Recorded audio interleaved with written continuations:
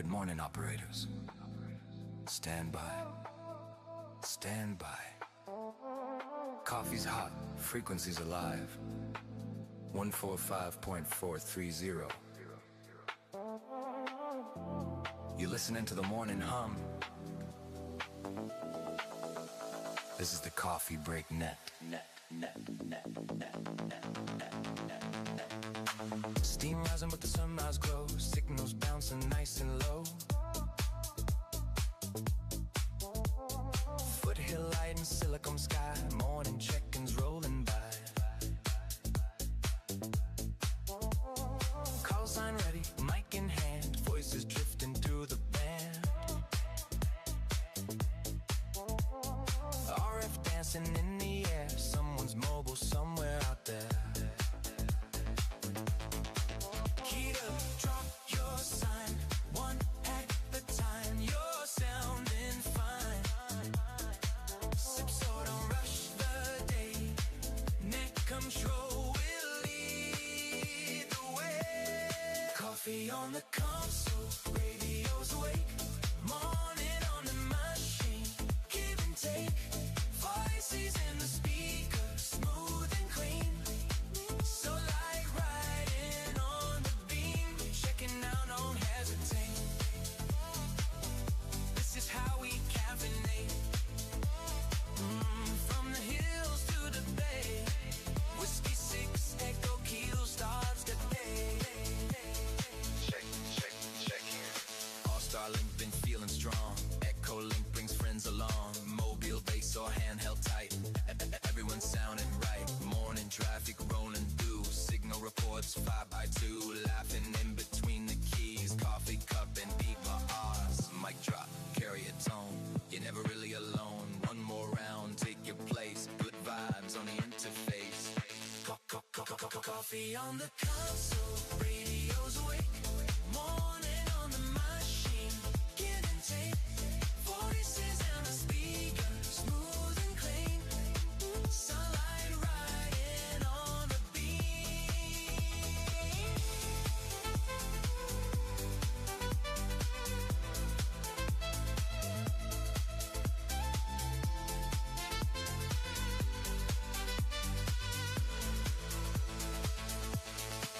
Check it out. Don't hesitate. This is how we caffeinate. Morning voices, RF stream. Coffee break, live on the machine.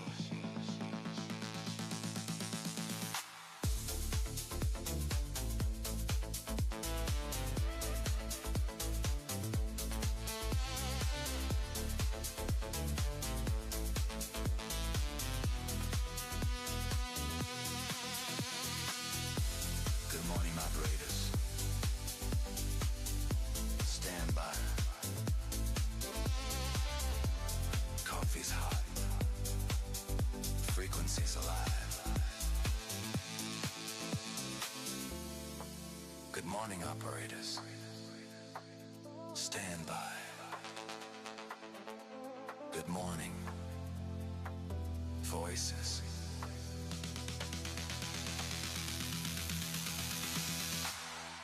Stand by. Stand by.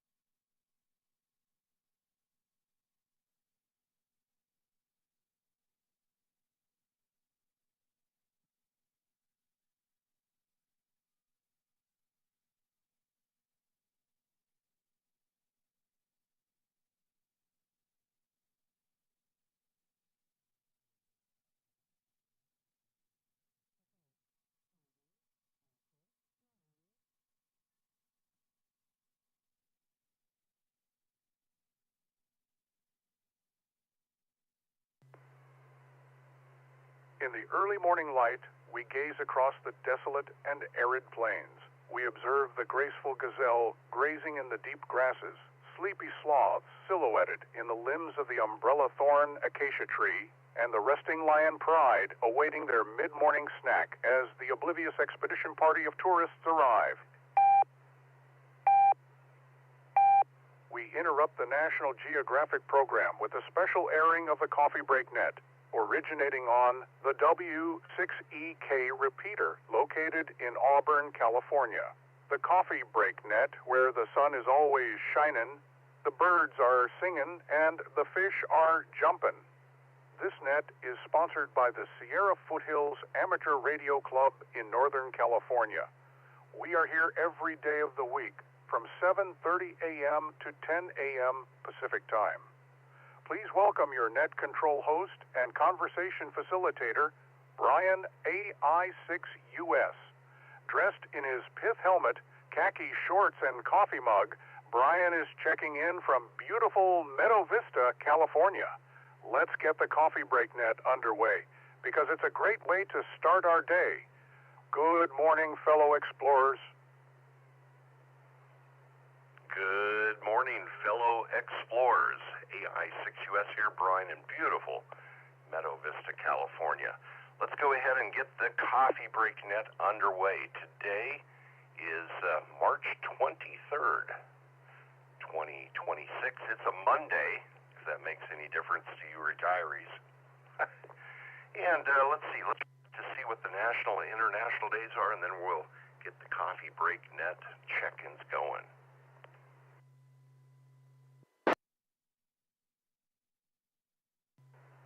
Today is World Math Day. Go figure. Today is World Meteorological Day, and I'm sure Mark is celebrating that with an extra candle on a cake. Today is Chips and Dip Day. What a great way to celebrate any sporting event or at a local restaurant. Chips and Dip. National Chia, it's a Chia Seed Day. I know a lot of people will make that part of their energy and routine for their day, for their health. National Chia Day. I prefer mine on a potted planter. Today is National Puppy Day. National Puppy Day. Yes, indeed. Anybody have a new puppy? Let's go ahead and take some check-ins. Going to start with folks in the Northern California region, whether you're coming in through a repeater or through AllStar. If you are from Northern California, going to put you on the list first, and then we'll come back and we'll get the folks coming in from other parts of the country via the internet. So, Northern California stations, do we have anybody out there this morning?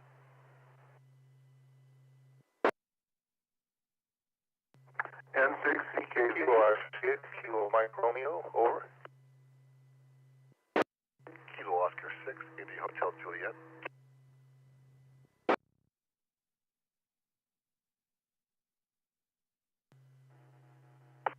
Alpha Kilo 6, Alpha 6, November. Sierra, Quebec. Hoping you can copy me.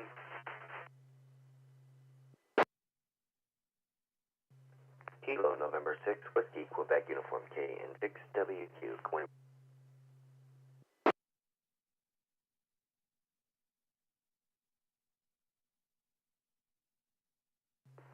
All right. KCA, Fox I Claim copied Vector, for KCA, Northern California, FQV. KN6WQU. Good morning, Dan. Station ending in Sierra, Quebec. You doubled in with somebody. Sierra, Quebec station, your full call. That's Alpha Kilo 6, Sierra, Quebec. Jeff in Roseville. All right. Good morning, Jeff, AK6SQ. And good morning, K6ANN. And good morning to KO6IHJ, Larry, KO6KMR. Good morning, Robert, and N6CKV. Good morning, Carl. Did I miss anyone from Northern Cal?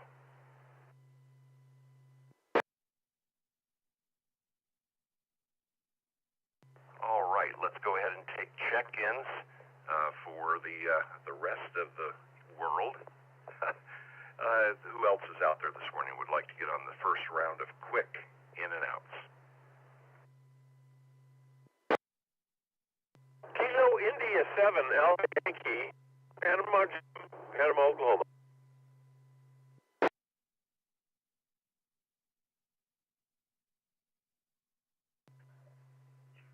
KJ5, Golf Whiskey November.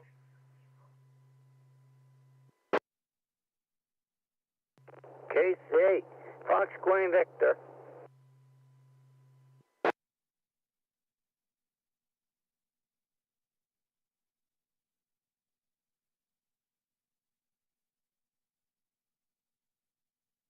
All right, good morning, Mark. Hey, KC8FQV. Good morning to Jimmy, KJ5 Golf Whiskey November. Good morning to Jim, KI7AY. And let's head on up to the top and see what everyone is up to this morning. Just a reminder, these are quick in and outs. Let's keep these check-ins to under 2 minutes. That's one flip of the soft egg timer. Good morning, Carl. In 6, CKV. Happy Monday. Good morning, Brian. It's out there. Yeah, it's going to be a nice sunny Monday today. Not as hot as it has been, but it's still a little warm for this time of the year. Other than that, we're not going to do too much today. Got my yard work done yesterday. Had someone come and help me.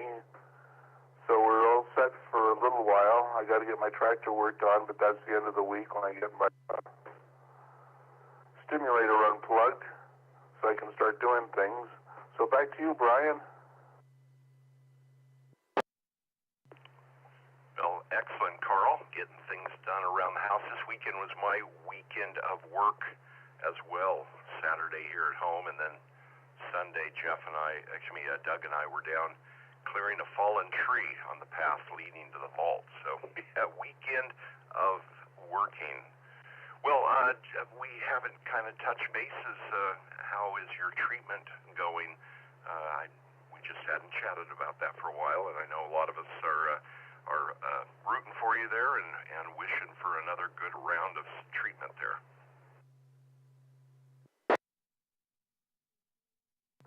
Well, thank you for that, Brian. Well, it ends tomorrow. I get the probes taken out tomorrow, so that'll be the big celebration. And it's reduced the pain to 0, so it worked. It's been 2.5 weeks with no pain in my back, which is really great. Now that is success, and I know along with the probably the classes that you took on pain management, let's hope a lot of this chapter is behind you there. Well, good morning to you, good morning to Ruth, and have a wonderful Monday. Thanks for that, Brian. Thanks for running the nets. Everyone, have a good Monday. This is Carl in 6CKV, and hi to Lynn. I will pass that on to her. Thank you. Clearing with Carl, let's check in now with Robert, KO6KMR. Good morning, Robert. And I heard through the grapevine, you are now amateur extra. Congratulations.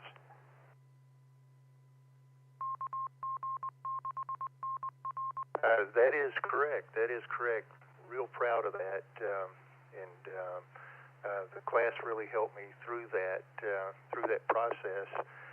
Today, I'm all excited. Like I say, get to pick up Karen. She's flying in from Missouri.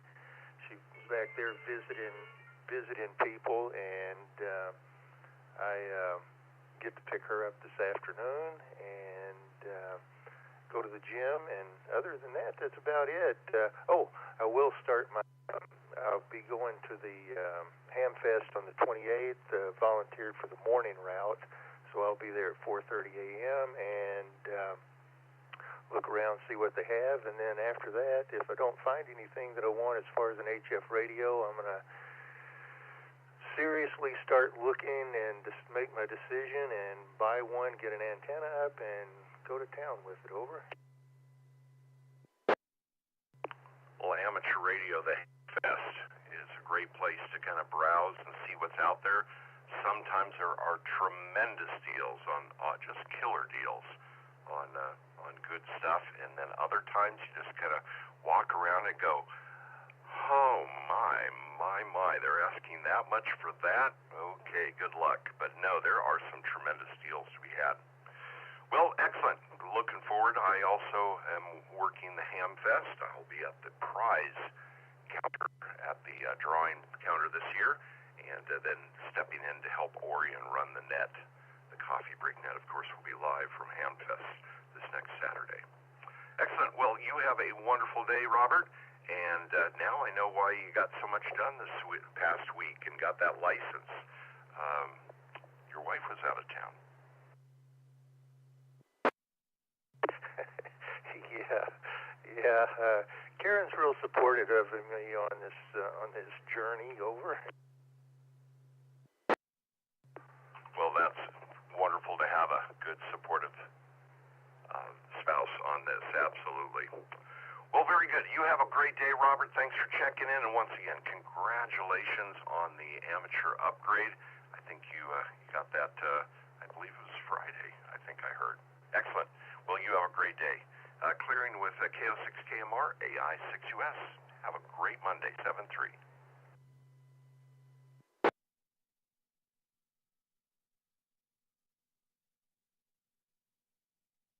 All right, KO6IHJ. Good morning, Larry.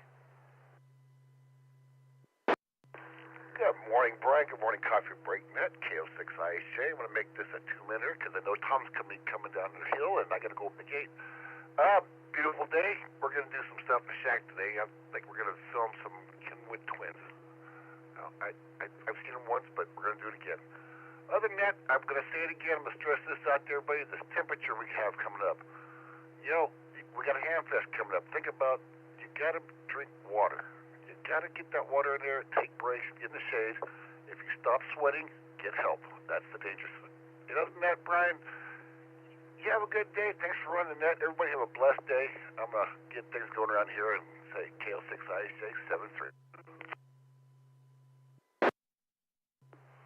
All right. Well, you have a wonderful, wonderful day ahead there. And yes, it's something that I always struggle with is I'm one of those people that just grabs a drink when I'm thirsty, and I've read that's quite too late. So thank you very much for that great reminder. You have a wonderful day. Clearing with KO6IHJ. And let's see, up next, looks like we have Michael from Valley Springs. Good morning, K6AAN.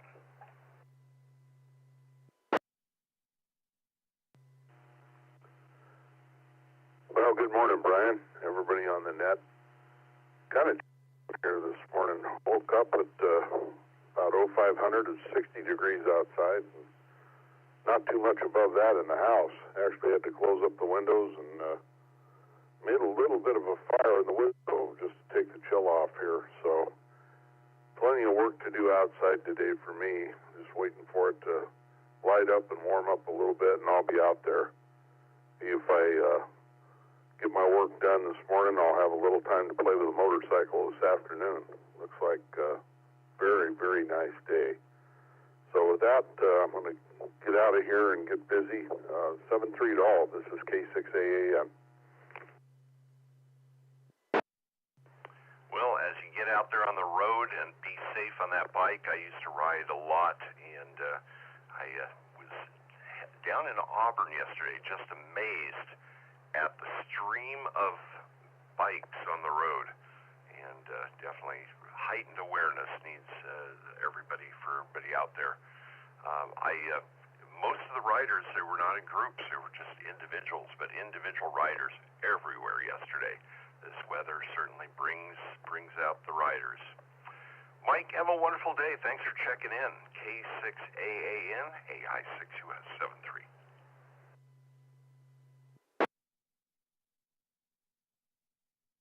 Let's head on down the hill into the valley. AK6SQ. Good morning, Jeff. Happy Monday. Thank you, Brian. Happy Monday to you, and happy Monday to all of the rest of you on Coffee Break Net. I'm sitting here on the back porch looking at the beautiful sun coming up, and the weather's perfect and will be for the next probably about an hour, and then it'll be too hot for me. Yeah, I've got plans to also go to Hamfest. I'm excited for that. I'll either be blowing my entire budget, plus maybe a little more, on an HF radio, or maybe we'll get all of the fun accoutrements to accompany it. Looking for possibly a nice base station, some antenna supplies, and then I will actually be receiving some gifts from some friendly and generous local hams. So really excited for that, and also really excited to be applying for my 1x2 call sign tomorrow. Back to you. Oh, so this 2x2 wasn't good enough, huh? I like how you freely your money with the FCC. I'm sure they appreciate it. Well, like I said before, the goal is to get into doing CW. I think the 1x2 it just has a nice little ring to it, and yeah, I'm getting into contesting. Maybe I saw some videos of that recently, and that looked pretty exciting, honestly, as well. So the shorter the better, it seems, but something that's also easy to copy over the air. Back to you. Well, excellent. Look forward to seeing you down at Hamfest next Saturday at the historic Loomis train station in Loomis, California.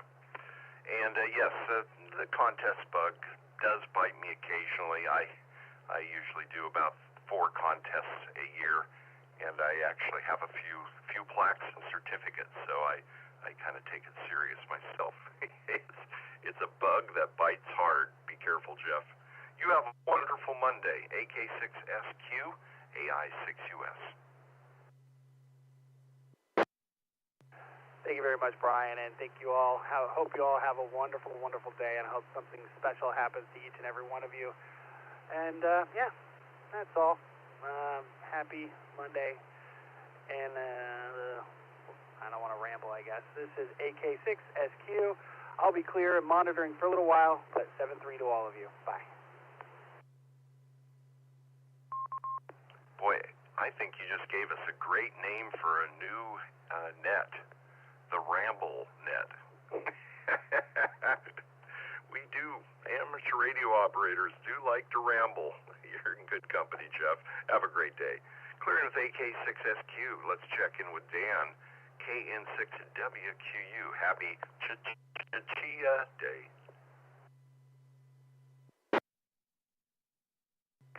Oh my, did they make a day of those things? How's it going, everybody? This is KN6WQU over here in North Highlands. It is a nice chilly morning this morning.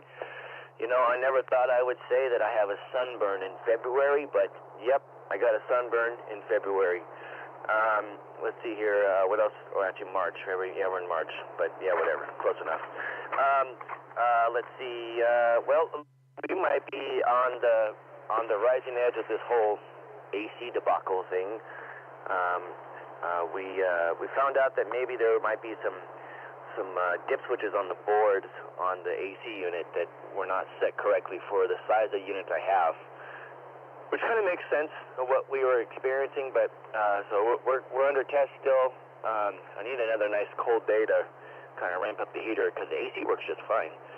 But when we run the heater, it likes to do high pressure, trip out, or whatever the case may be. So I need one more cold morning, and I think I would make sure I can have it. So cross my fingers. This is KN6WQ. Oh man, crazy if it's just a hardware setting that hadn't been detected in all the troubleshooting that you and others and their support team had provided. I hope that's the solution for you there, Dan. Well, excellent. Looking forward to seeing you at the Hamfest. And yeah, a sunburn. I could have easily gotten a sunburn yesterday had I not worn my big wide brim hat and kind of paid attention to it. Crazy, isn't it? Dan, have a wonderful day. Always a pleasure to have you drop by. KN6WQU AI6US. Sound to everybody, and have a great day. This is KN6WQ off work. 7-3, Dan. Hey, good morning, Jim. KI7AY. Great to hear you on. It's been a while. You know, Brian, I do it when I can. KI7AY in beautiful downtown Poto, Oklahoma, where the temperature is 60 degrees and the sun is shining with light clouds. It's just going to be a beautiful spring day today. Anyhow, not a whole lot to report. I did hear something interesting. I was reading the news this morning, and it said the price of oil has dropped. They said it plummeted, but of course that's news speak. Well, I didn't notice it. You know, when this all started, our gas prices here were about $2.20. When they announced that attack, it went up to $2.40 something, and then by the time I got into town 20 miles later, it was $2.60. Now it's $3 something. And I know that's real low for you guys, but still, it's not dropping. We'll see what happens. I think the profit takers are working really hard. Congratulations. I think his name was Robert on his extra. That's a good achievement. You're at the end of the hard part now. Have some fun. Back to you, Brian. Thank you again. KI7AY Mobile. I'll be listening. You are right. They sure jumped on there. You know, the percentage of our oil that comes out of that region is very small, but that was a wonderful opportunity, like you said, for the profit takers. Yesterday, I filled up the tank on my F350, and well over $200. And 2 weeks ago, it was $65 more than the last fill up. Yesterday, it was an additional $75 above 2 weeks ago. Yes, I maybe should be driving a Tesla. Jim, you have a wonderful day. And yeah, it's something how those prices pop up overnight and trickle down over the next several months, milking our wallets dry. You have a great day, Jim. Happy Monday on that thought. I appreciate the happy Monday. I will say that I used to follow this quite a bit when I had a long commute in Oregon. And from what I read, that the prices go up because the fanboys that drive around in the expensive cars in Armani suits, they're also known as futures traders, start increasing the bids on the cost per barrel of oil when anything happens, because the people that hire them are living off their dividends, and they don't want to lose those dividends. They don't pay anything. They don't use the principal. So anyway, look it up sometime. It was an interesting thing to watch. I remember they had a fire in an outbuilding in Wyoming at a refinery. You know, we're talking about a place where they keep the mops and the buckets, and gas prices went up 20 cents a gallon. KI7AY 7.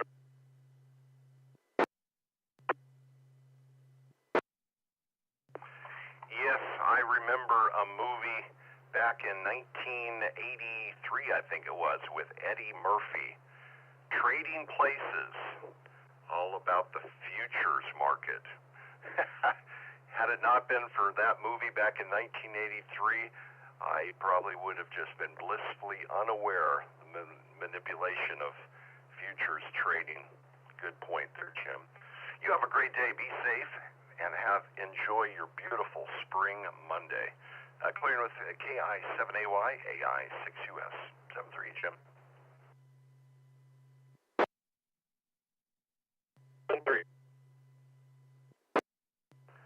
Let's check in with Jimmy in Oklahoma City, KJ5, Golf Whiskey November. Good morning, Jimmy.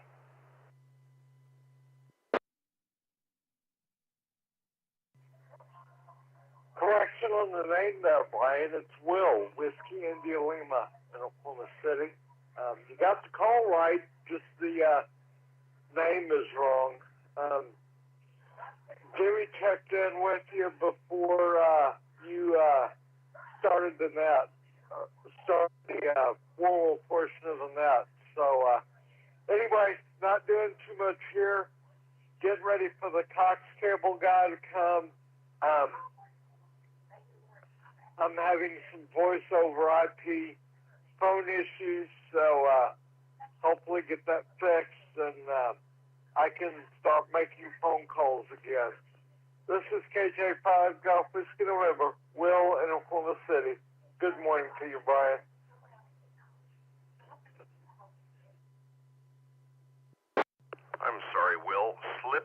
gray matter there. Yes, absolutely. This is Brian, AI6US, and I will own that mistake. Cable guy. I hope the cable guy or gal that shows up is nothing like Jim Carrey. The other great movie back in the day, Cable Guy. You have a wonderful day there, Will, and how frustrating. I don't know how the Cox VoIP is integrated with their system. Most of the time, VoIP services, do not rely on, any working hardware from the cable company. So, wish you well on that one. Hopefully it's nothing serious. KJ5GWN, AI6US. Happy Monday there, Will. 7-3.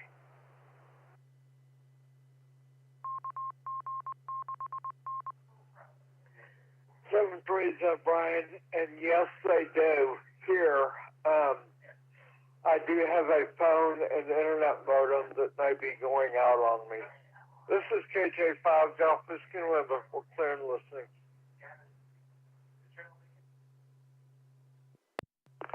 Yeah, I remember I was trying to save some money, so I bought the exact same model of cable modem that the cable company was using. And on 4 different occasions, they came out and said, nope, the problem is because you're using your equipment, not ours. Okay, we'll put yours in. Problem would continue, so they would come back, pick up their box, and I'd put mine back into service. And the problem was always outside. Happened 4 different times, but I just played along with their game. Okay, then put your modem in. They're not technicians. They are just service guys. Have a great day, Will. Good morning, Mark. KC8FQV.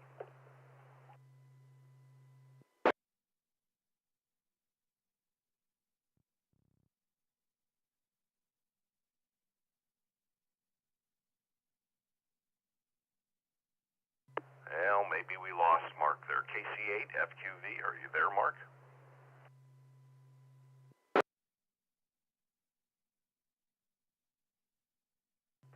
All right, let's take another round of check-ins. This is the Coffee Break Net on the W6EK Repeater.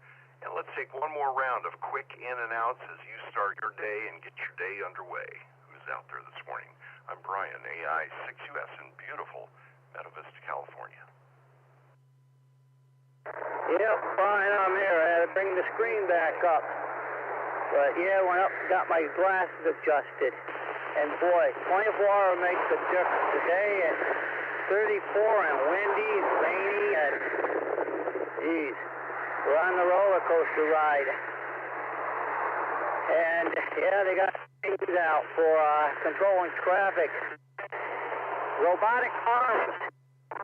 They don't have flaggers standing at either end of a road construction. They have a robot. So, well, it's a lot cheaper. Well, it may not be cheaper out front because you got to buy the equipment, but life is a lot cheaper. If someone blows the construction guy, you only lose a piece of equipment. You don't lose life. So everything else is going good. So back it comes, KCFQV. All right, Mark.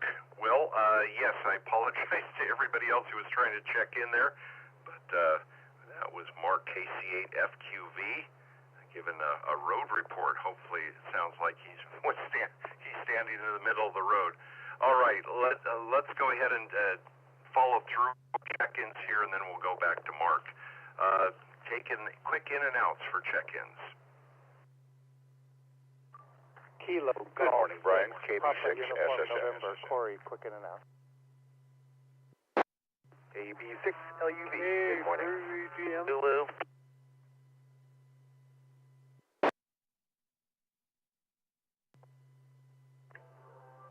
Kilo November 6, Yankee Charlie Golf.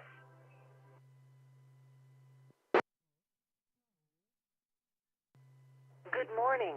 The time is 8 a.m. All right, a bit of a kerfuffle there, but have Patrick, I believe that's KN6YCG. And good morning, Brett, KB6LUV. Good morning to Tom, KB6SSN. Corey, you doubled in with somebody. All I got was Corey. Your call? Yeah, Brian, KG6PUN, Corey, quick in and out. And everybody's quick in and out in this round, Corey. Excellent. Thank you, KG6PUN.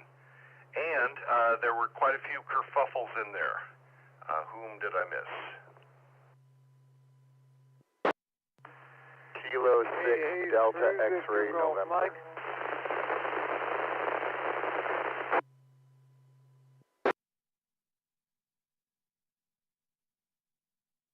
Okay, there was an RF station in there, nothing but white noise. I got K6DXN, good morning there, Simone.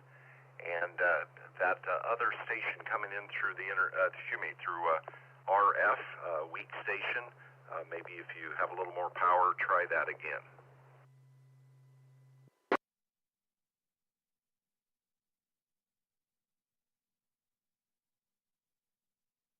All right. And did I miss anyone in that list? Charlie 5, Lima, back and connected straight in and out.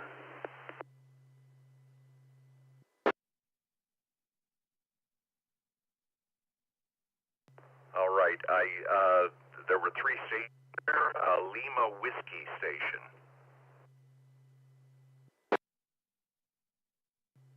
Kilo Charlie 5, Lima Whiskey Yankee. Just checking in. Good evening. Good morning. All right, we'll be back to you in just a moment. These are quick in and out, so we'll be right back to you in a moment for a quick in and out check-in. And then there were 2 other stations. KA3 Victor Golf Mike.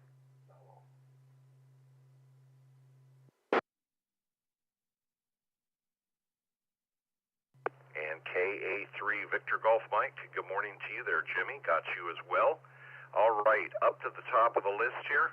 And let's go back and let's see, Mark KC8 FQV. Good morning, Mark.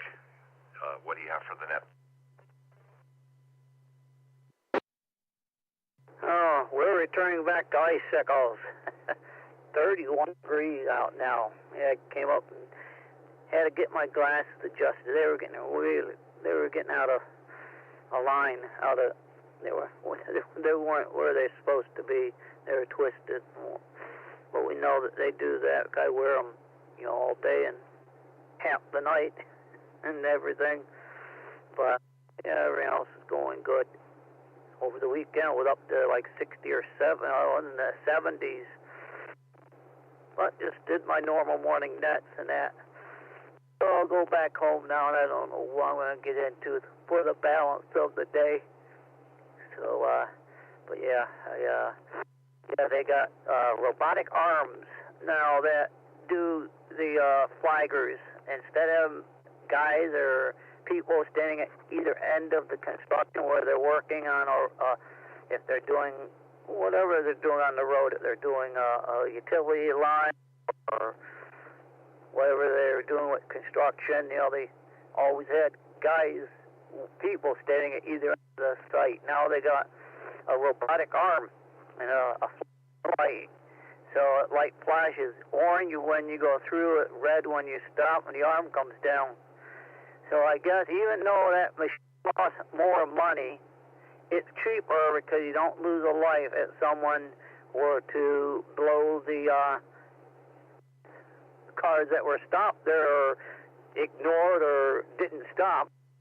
Yeah, you lose a machine, but you don't lose a life. So I guess road advancements in different areas are better than others.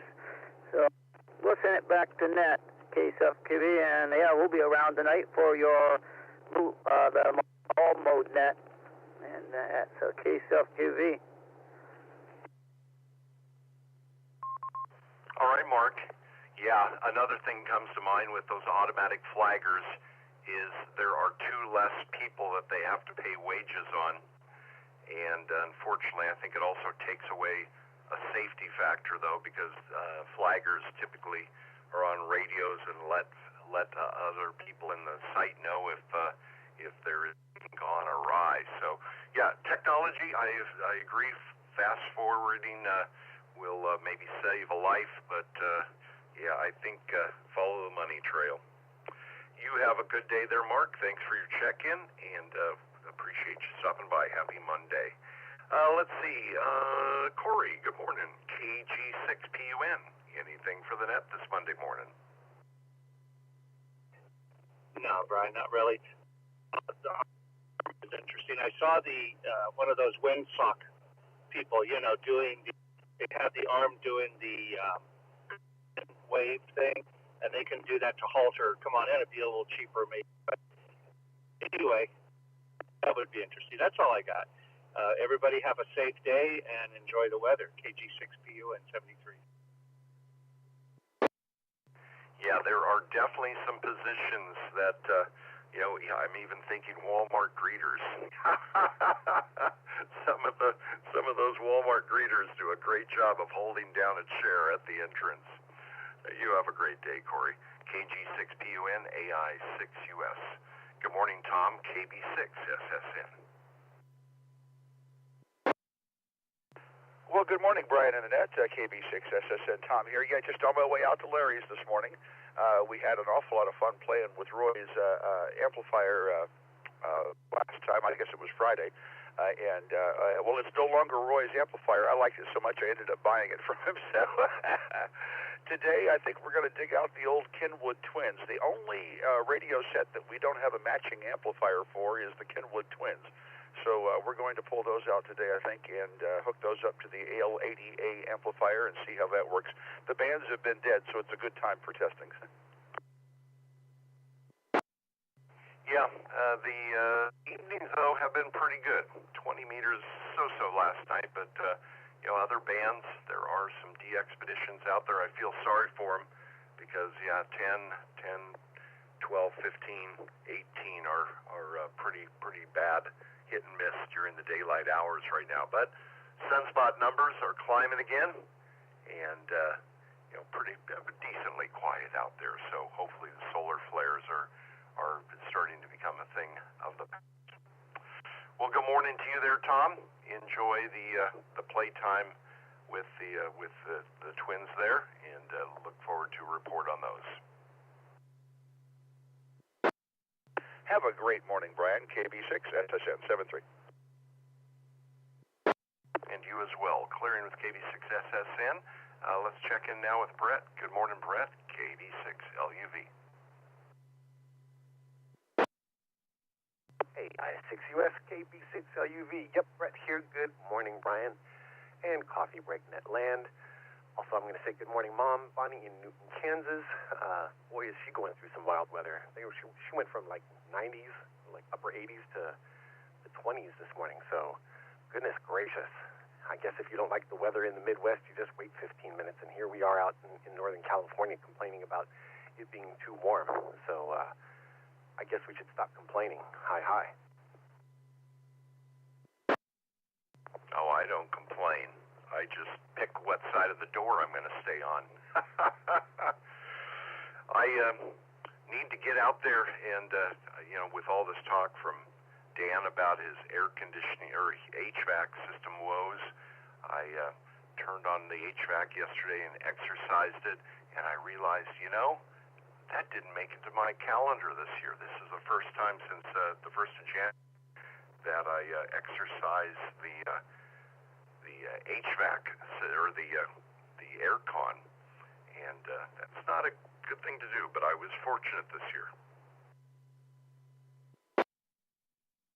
Yeah, those HVAC systems are getting a little worked out much earlier this year.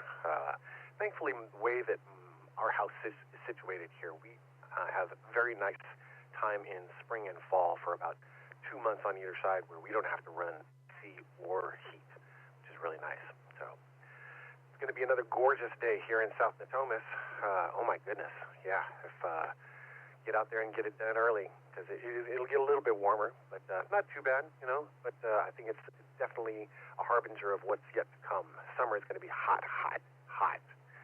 So definitely going to be exercising that pool this year for darn sure. Let's see, what's on the agenda for the day? Actually, the wife and I are going to go see Project Hail Mary. So I've heard from a couple of folks here on the repeater that it's been good. I look forward to probably reporting the same.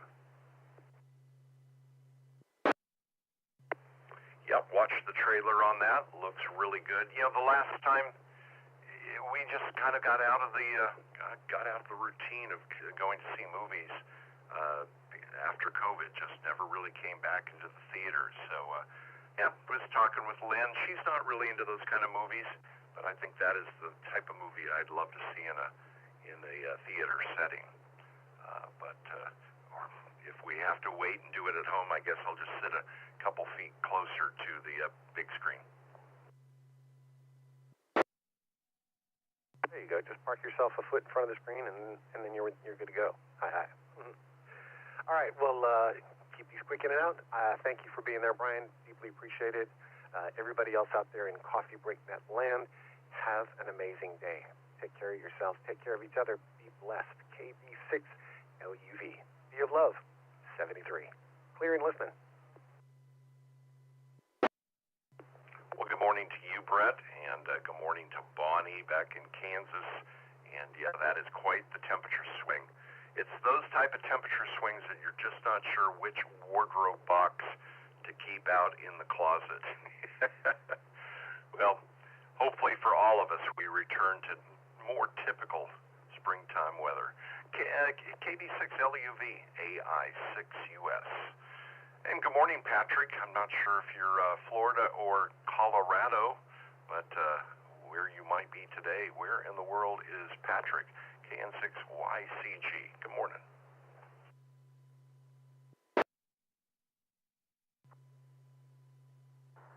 Hey, good morning, Brian and the net. I am back in after kind of a road trip down to Sarasota, Florida. We drove.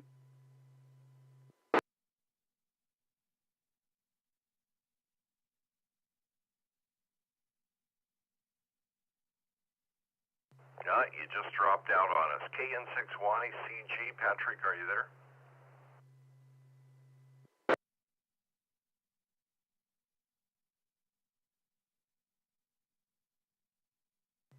All right, one more call, and then we'll put him on the list and come back to him. KN6YCG, are you back, Patrick?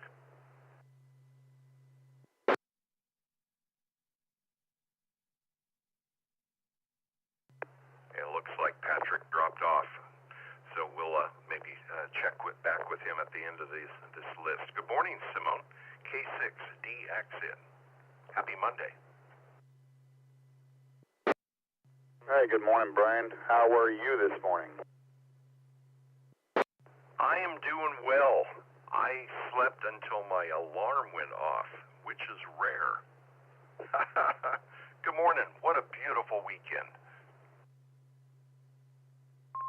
Absolutely, yeah. Well, everybody's always telling you about themselves and what they're doing. I just thought I would check in on you for a change. I'm sure other people do. Yeah, the bands are... Yesterday was a taste of what the bands, and Saturday for the most part, but of what the bands might be like when the peak is at the bottom here in a few years. So I'm sitting in my happy spot again. Weather's getting good, so I'm back to sitting on the deck, and I set myself up a little HF station out here. I got the Zygu, a little folding table in front of me, and my Zygu with the 100-watt amplifier, and POTA Challenger. Yep, the Performer might be on the back burner for the Challenger. Yeah, I had heard that was working out quite well. And, it's all about choices on those antennas, isn't it?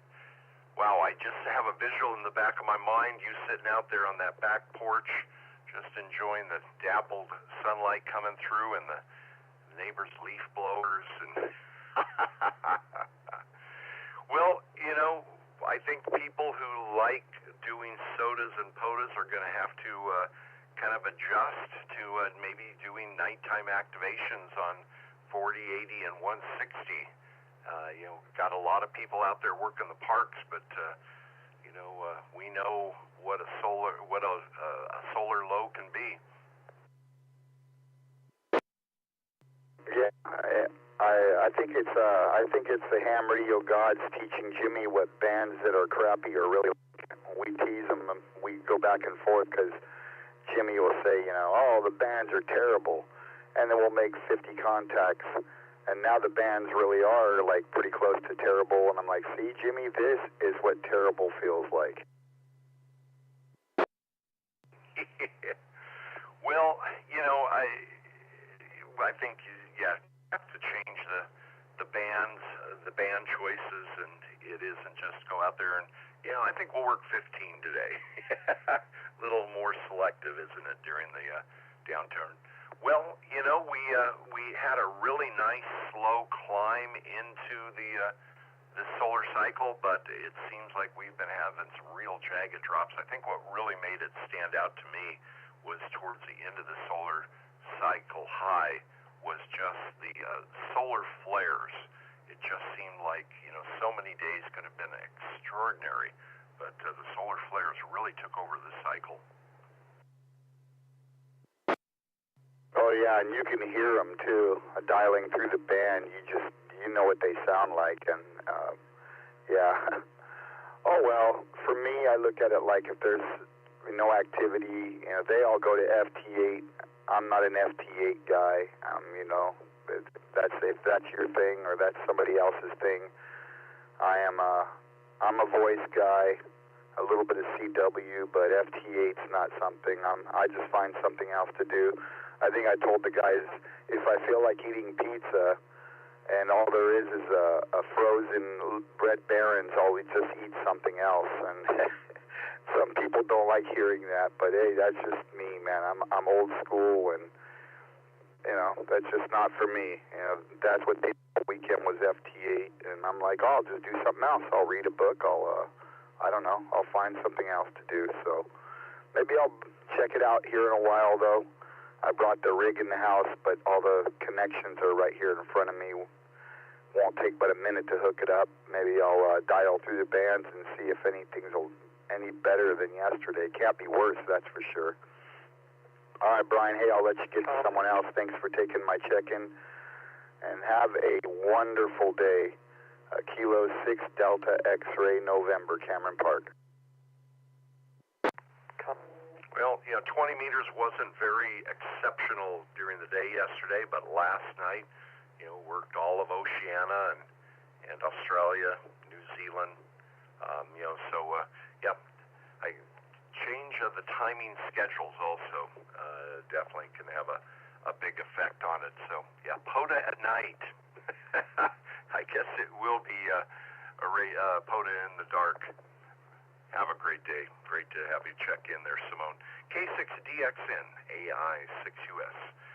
And let's see, KC5LWY. Good morning. Well, good morning, Brian. Good morning, AI6US, KC5LWY. Everything is quiet over here. Been unemployed since December because of the government shutdown, but that's besides the point. I got a quick question for you. Where in the world did you get that pneumatic tennis cannon? And do you still have it? KC5LWY. Oh, yeah, the picture on QRZ. Yeah, no, I still have it. The build list is actually on the club website. So if you go over to W6EK.org, Whiskey 6 Echo Kilo.org, and then go over to the file section. Let's see. Is it under? Yeah, it's under resources. And you go to the file library, and you'll find it under the antenna section. And yeah, full build plans there. It's just a sprinkler valve that I drilled out for, you just drill out the activation, and you just release it with a thumb trigger on a nozzle, and it will launch an 8-ounce ball about 250, 300 feet in the air. So it does the job.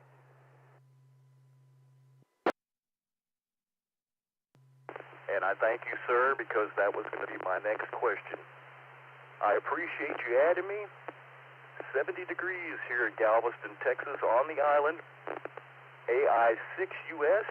This is Kilo Charlie 5 Lima Whiskey Yankee. I appreciate everything you do, Brian. Thank you. Do you get much of a spring break crowd down there? Oh, yes, sir. I say I've been on hiatus since December from the ferries because of the MMC and the government shutdown, and it was bumper to bumper, and oh, yes, sir. It was just about like Mardi Gras and just about like St. Patrick's Day down here, sir. Yeah, I lived in South Florida for many, many years, and we would be overtaken by spring breakers.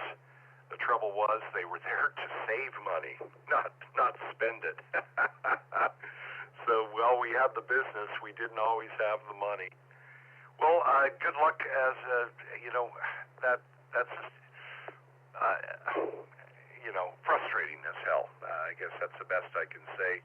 I hope that some normalcy can come back to your life and you can get back to what you trained and probably enjoyed doing. So wish you well there, Andrew, and glad you found us, and drop on by again sometime. KC5LYW, LWY AI6US 73. Your time. And the fun part about it is when everybody gets loaded, me and the wife would sit down there and watch them go to the parking meters and think they're ATMs. AI6US KC5L73.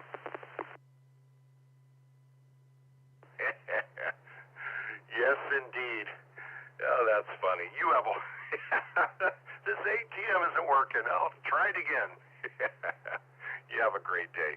Clearing with Andrew down there in Galveston, Texas. I'm AI6US Brian Meadow Vista. Good morning, Jimmy, KA3VGM. What do you have for the net this morning, Jimmy?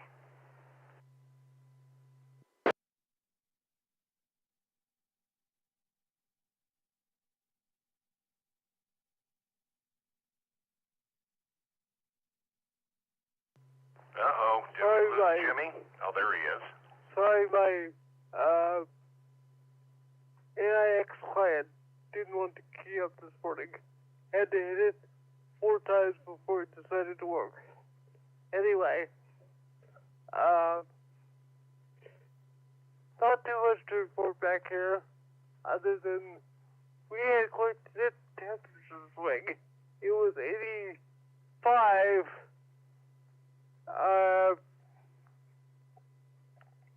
Saturday. It is now about 39 degrees. So, yeah, we dropped quite a bit. And it thunderstormed basically most of the night. Lucky for us, it did not get severe, but it was thunderbooming most of the night last night anyway. So, I would be happy for some of your sunshiny weather out of California. Hopefully we'll have it before too long. I did manage to get my hair cut while it was nice outside. I went outside and got a haircut. And I got blood drawn early this morning. So I've already had a few things this morning, but I have back to normal now, so I shall say 73s, and everybody have a good day out there. on the net, and I'll sit here and listen to the rest of the net. AI6US, K3VGM. Back to you, Brian.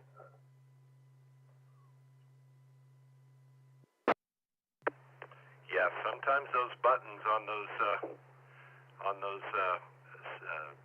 smart devices get a little finicky, I've noticed. I've had the same problem. Well, I'm glad to hear your blood draw was not because of the barber and your haircut. That's a good thing. Jimmy, have a wonderful day. Oklahoma City, KA3VGM. No, I'm sorry. I'm sorry. I moved you across the country. Pennsylvania. Good morning. You have a wonderful day. KA3VGM, AI6US. All right, let's put out one more call, see if Patrick got back connected up. KN6YCG. Good morning, Patrick.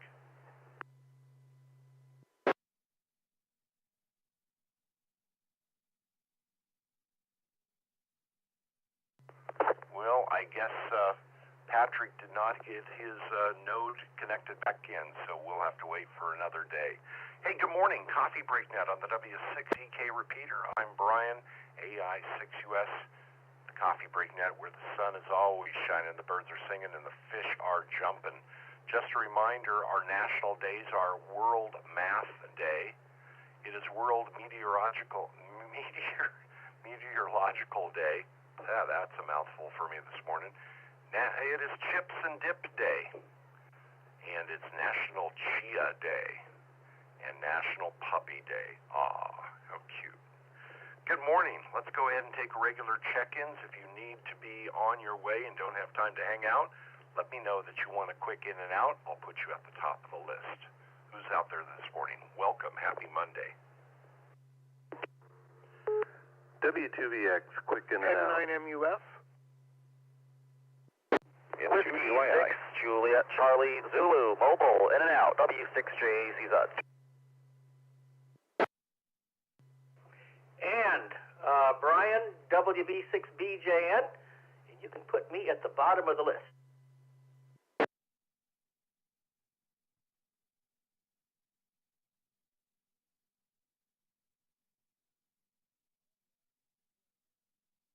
All right, have Mark, who placed himself at the bottom of the list, it looks like, WB6BJN. And good morning to Jim, W6JCZ for in and out. N9MUF, good morning, Daniel. And good morning to Doug, W2VX for in and out. I think there was another one or two stations in there. N2DYI.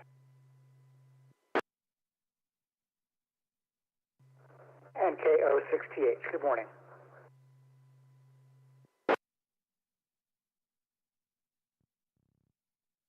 All right, good morning, KO6TH, and good morning to Patrick, N2DYI.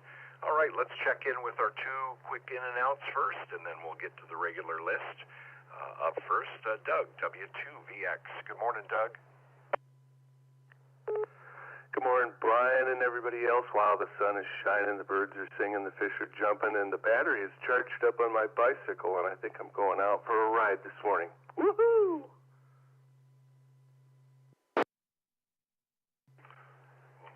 All by yourself, or is your lovely bride going to join you on the bike ride?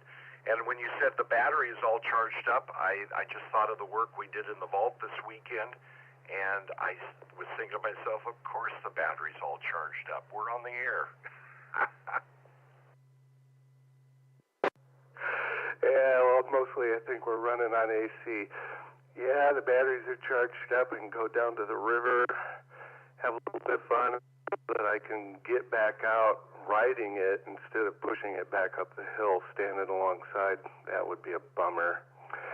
Yeah, not a lot going on this morning other than I woke up and the sun was shining and I feel like $1 million. So, and I only feel that way because the stock market is down. Hi, just funning around. Between the stock market and how much I spent on gas yesterday, I'm happy that I can still be smiling and laughing. doctor. It hurts when you do that to me.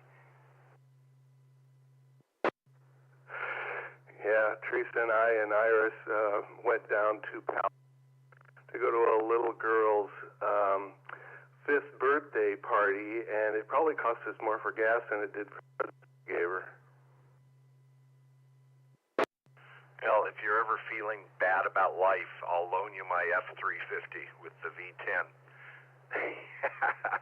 Hey, have a great bike ride, and thank you for all your hard work and your chainsawing yesterday. We bucked a tree. Yeah, I want to sing that song, I'm a lumberjack and I'm okay, blah, blah, blah, but I won't because I know people have sensitive ears. Brian, thanks for everything that the net and the club, and I'm going to finish my coffee and away I go on 2 wheels. 7-3s, everybody. Have a safe and pleasant day. W6EK. I'm mostly clear in my mind. Quick flare, KO6EK. Waitress, Doug will be here all week. Clear with W6EK. Good morning. W6JCZ. Quick comment, KO6TH. Fine, good morning, Coffee Break Net. This is W6JCZ. I think I heard KO6TH in there. All right, go ahead, Greg. Yeah, thanks. Pointer for Doug. If you can check your email, I sent you a message about the Shack the vault batteries. KO6TH.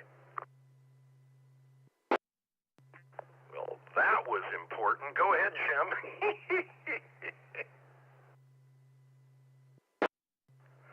Hey, so on Saturday you had mentioned Ether SDR. What an app. I'm not sure if you tried it, but it has what looks like RN noise built in. If you ever wanted to hear a single sideband sound like a phone call, my goodness. Saturday I got it compiled and installed, and it's like I have a brand new radio. Really, that's how big a upgrade that was. Went over to the 40-meter swap net and turned on arm noise. I think it's labeled Romeo November 2 in the DSP submenu. And, of course, net control was in, but he was talking to someone who was half a S unit above my noise floor. And he was coming in like he was right next to me. Yeah, the Ether SDR was all compiled and validated by Claude, and it's quite the development that's going on right now. I understand that it's only been underway for about 30 days, and last couple days I've been playing around with it both on a Linux machine and also on the Windows build, and it is just phenomenal. Built-in compatibility, things that we've been asking Flex for, and Flex decided to charge a subscription for, is free in Ether SDR. It's amazing. Especially since all those additions are open source software, right? It's kind of weird that, things like the neural net-based noise reduction, all that stuff, the source code's out there. I think Mozilla Zip Foundation actually open sourced that code. So, yeah, for them to charge for it kind of irks me the wrong way. But, man, oh man, isn't this thing amazing? And, he's since you mentioned it on Saturday, I think he's updated it 4 times already. So, there's definitely a work in progress, bleeding edge software development, and it looks and performs, better than the official application. So, yeah, I can't complain. I'm loving this thing. The one complaint that I've verified with another user in 6UG Burton was a big complaint. The theme from light to dark doesn't work. No, this thing is being developed so quickly, and the implementation is almost next to flawless. It's just phenomenal at the speed, and I downloaded it 3 times now just to keep current with all the updates, and of course FreeDV is built in. It's going to be incorporated in the code eventually. But yeah, the neural and the machine learning, it's amazing. Yeah. Anyhow, I got to see the CPU, my little Dell ultra small form factor machine, hit 98 degrees Celsius compiling that code. So, probably need to take that computer apart and change out the thermal interface material. Seeing it hit 98 degrees and throttling certainly doesn't make you feel warm and fuzzy inside. Anyhow, yeah, that's all I got. Everyone have a great Monday. Really looking forward to Hamfest this Saturday. W6JCZ back to net. Yep, I've heard it from a couple people about the Ether SDR. Everybody's kind of just giggly over their machines, and to think that even the old 6300, the legacy 6300 series, also will be able to use and have neural and AI noise mitigation. It's just it's amazing. So, Jim, have a wonderful day. And yes, Hamfest this next Saturday. Look forward to seeing you there. W6JCZ, AI6US, 73. 73, Brian, W6JCZ. And good morning, Daniel, in 9 MUF.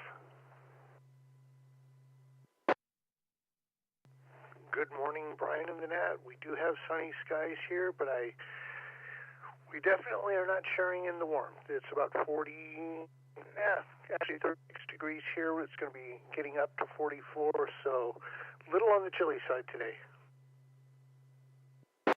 Oh, I know. You got the clothes to deal with it. You're from Chicago. Hopefully you just didn't put those clothes away yet for the season.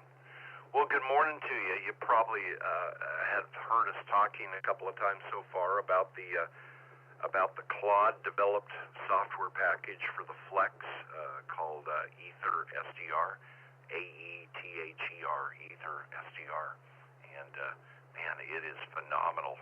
Talk is that it's going to be available for other SDR radios as well, all Claude-based code and validation. Well, every time you talk about what the Flex radio can do, you're just making me want it more. Definitely not in the position to be buying radios at the moment, but dang it, you're definitely fueling the desire. That's why the Coffee Break Net is here, to help part money from poor souls who should not be parting with money. No, it's the wonderful thing is that this software is going to release some of the latest technology onto older radios that are actually very affordable in the big scheme of things. But I think ultimately what it shows you is if this is being done in software packages outside of a radio, it's just a matter of time before you're going to buy this radio with all of this built in. And it's something as simple as, a CW, a code reader built in on the screen with the press of a button. So many radios have had that, but Flex didn't. It's like simple, stupid things like that, but the neural noise mitigation is just phenomenal, like Jim said. Well, good morning to you. Put on those woolies and head to a park. I've still got to recover from the last POTA. Wound up turning around and doing music all weekend, so part of my POTA today is getting the radio charged back up. I could swap batteries out, but I try and just charge it directly and keep everything fully charged, and then just trying to go through the bag and figure out, oh, wait a minute, I haven't used that in the last few POTAs, either CW or FTA. Why am I carrying this around? So was this weekend a performance weekend or or recording? It was, well, it's always, I guess, if you call church a performance, but it's always wonderful to make music with the what we call the consort at church. But Saturday we made it a songwriting day. Songwriting, I found, if you're doing it as a group, once you hit more than 3 people, I find it tends to break down. You can refine a song, but the actual songwriting tends to blow up. 2 or 3 people in shared songwriting is good, and we had 3 people there, but yeah. So we worked on some what we call song seeds, developed them out, got them recorded, not in a professional way, just more of a let's keep this for our memory. And we've got 3 song ideas that we're probably actually going to merge together into a much longer song. Okay, you're either going to drop the node and never speak to me again, or you're going to tell me all about it. What is the effect of Suno on the music industry? Is it a tool for developing, or is it just going to make that everybody's nephew and kid in grade school is going to be writing music? You're closer to the second one. I am certainly not a fan of it. And what I've seen the biggest problem is that people, when it comes to that, there are things that you want to do or could do that you don't think about by actually gaining expertise in the instrument, so it tends to promote, in my opinion, laziness. Now, between us, I hate to think how many instruments we can play between us. But it's kind of the same reaction I have when I hear a drum machine play something that no human drummer could actually play because they don't have 4 arms. And it's not that I'm unaware of fantastic drummers, but when it's something that even Neil Peart couldn't play due to the lack of appendages, I get frustrated with the use of those kind of tools when people do something like that. Yeah, not everybody's Sheila E., right? No, I understand completely when you're building scoring that cannot be played, and reliance on that.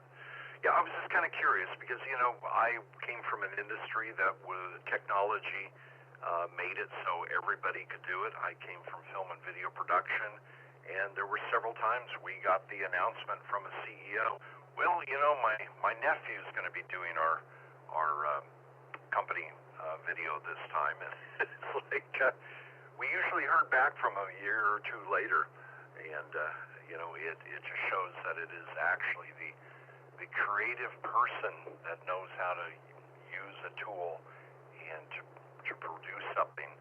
It's not always the tool itself that changes and makes something palatable.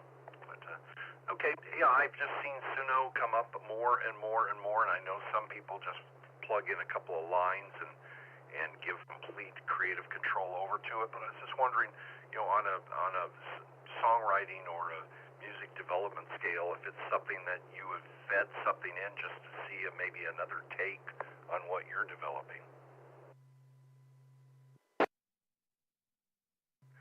No, because I want to remain the author, and oftentimes, in my opinion, from what I've seen, those tools don't make some of those leaps. For instance, what we're working on, we're moving from one song where we move from a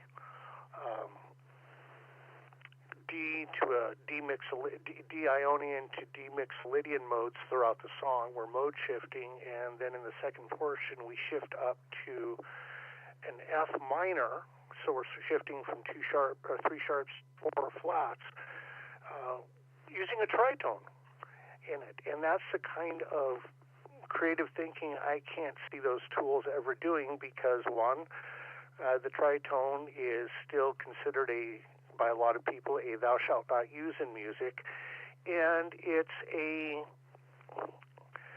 what I've seen of, if you'll transfer it over to art, people were like, well, Monet and Picasso and those people didn't understand actually how to properly paint.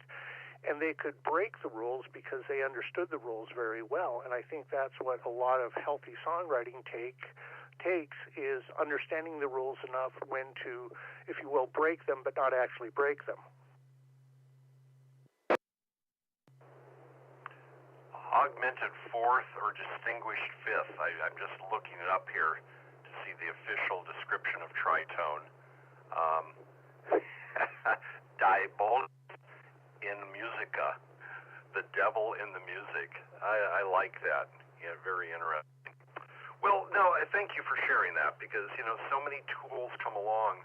For example, we're talking about, you know, the new technologies entering amateur radio and the possibility, are we going to be a true purist? Oh, I made this sideband contact without AI. You know, are we going to get to that level? Oh yeah, I remember back in the day when I was a ham radio operator, you had to have good hearing. You had to be on the top of your game to work a station half a dB above your noise floor. I think there's a difference between using the tools that are available and just, well, okay. Oftentimes if I'm songwriting, I've got a device called the Beat Buddy, and I'll set that up and I'll run with it, or I'll run with a looper. I'll set up the initial riff and set it up with the looper. But to me, that's using a tool that's designed. You need to know what's going on in order to use those tools properly, as opposed to something that says, hey, you don't need to know anything, I'm going to do all the work for you. And I think there's the difference. And there's a difference between doing all the work and doing a different sort of work. People could say that we're cheating because we use MIDI a lot. I'm playing bass with my feet using a MIDI controller. You know, is that cheating? Is that appropriate? And I would argue that it is because we're still creating in real time. Yep. No, the integration of technology to enhance and, you know, think of the creativity that you have when you can't have a session going and you don't have a drummer in that session and you want to just lay down some tracks and you have kind of a basic thing in your mind. You commit that to the MIDI or you commit that to the drum machine, whatever, and then you can build on it. And it's we're not in the destructive reel-to-reel tape over track recording.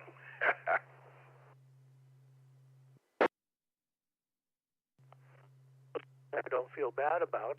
I've definitely written songs using the drum machines. Some of my favorite songs use drum machines.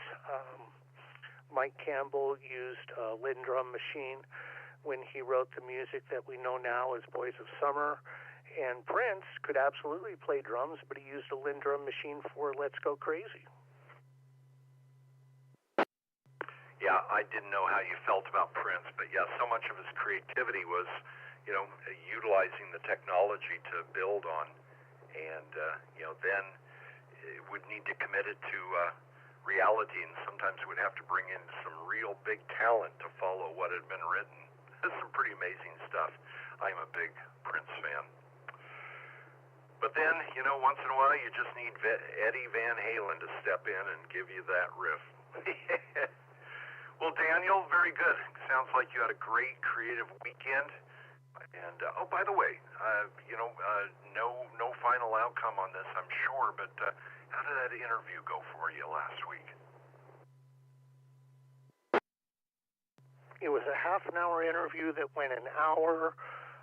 I haven't heard back, but I've noticed that with this firm, no news right away tends to be good news. So I'm hoping, but I'm not counting on it. Of course, you don't count on anything of that sort exactly in hand. Yeah, understood. Well, we continue to wish you the best in that job hunt, and something is going to come along that is right for you, and that is just waiting for you. In the meantime, you have great projects to keep your focus and fill that spare time, because sometimes the spare time is the devil for for actually making progress. Yeah, take that from somebody who's been self-employed most of my life. Some people are successful at it, others...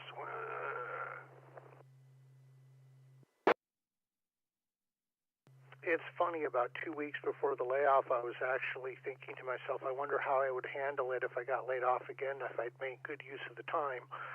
And between that and the advice that I received from one of the transition counselors was, do a job search no more than 40 hours or 4 hours a day. It's more exhausting than you think it is, and if you try and treat it as an 8-hour-a-day effort, you'll hurt yourself, and I proved them right. I decided I was going to put 8 hours a day in, did that for a week straight, and then spent 3 days in bed recovering after that. So being able to job search while I've got the net on in the background and knowing that I've got you all there, and then shifting into just keeping moving things forward. And when I look at what I've done in amateur radio over the last year, and really come back to radio in a lot of ways, it's just been very healthy, very healing, and very positive. And to be very honest, y'all on the net have been, I really appreciate y'all. Well, it's a two-way thing. We wouldn't have a successful net if it weren't for good conversations, and you are a great conversationalist. The one thing that I'm amazed at is that you're able to, to devote time to job hunting with us in the background. When the Coffee Break Net is on, I typically kind of I gravitate towards listening to the conversation and kind of drop the job I'm working on. So, yeah, for me, playing a net in the background isn't a good way for me to focus at all, but I'm glad you're able to do it. Daniel, happy Monday to you. N9MUF, AI6US. Slip on the woolies and do something wonderful outdoors today. 7-3. Always a joy and a pleasure, Brian. Yeah, I think I'm just going to take a pass on our club meeting tonight and stay home and make it a day of rest and recovery. So 7-3 to you in the net, Brian, and 9MU.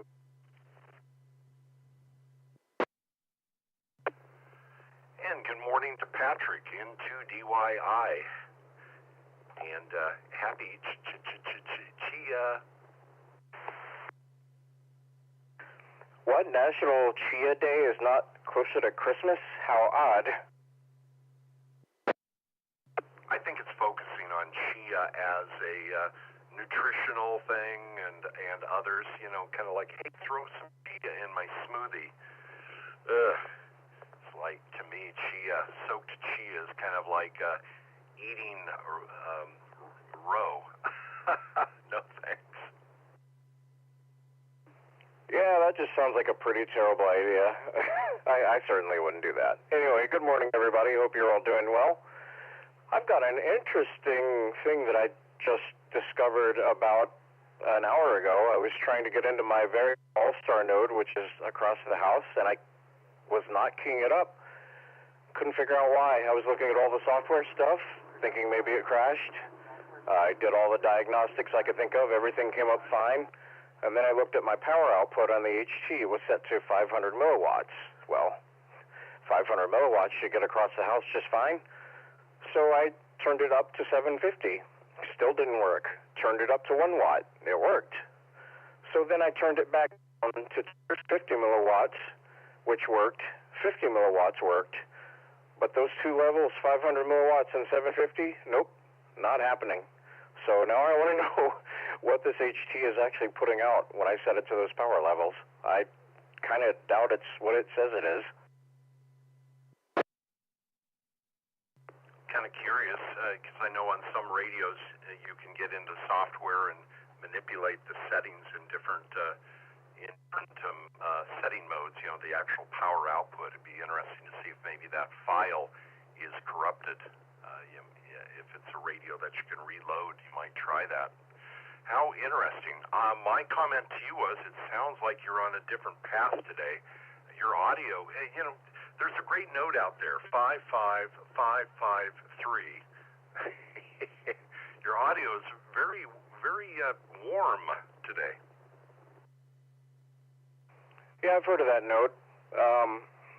I was actually working with Bruce earlier today, working on his Parrot, trying to get some stuff configured with that, and the program mode that I asked him to write for me. It's still got some bugs, that's why it's not public yet.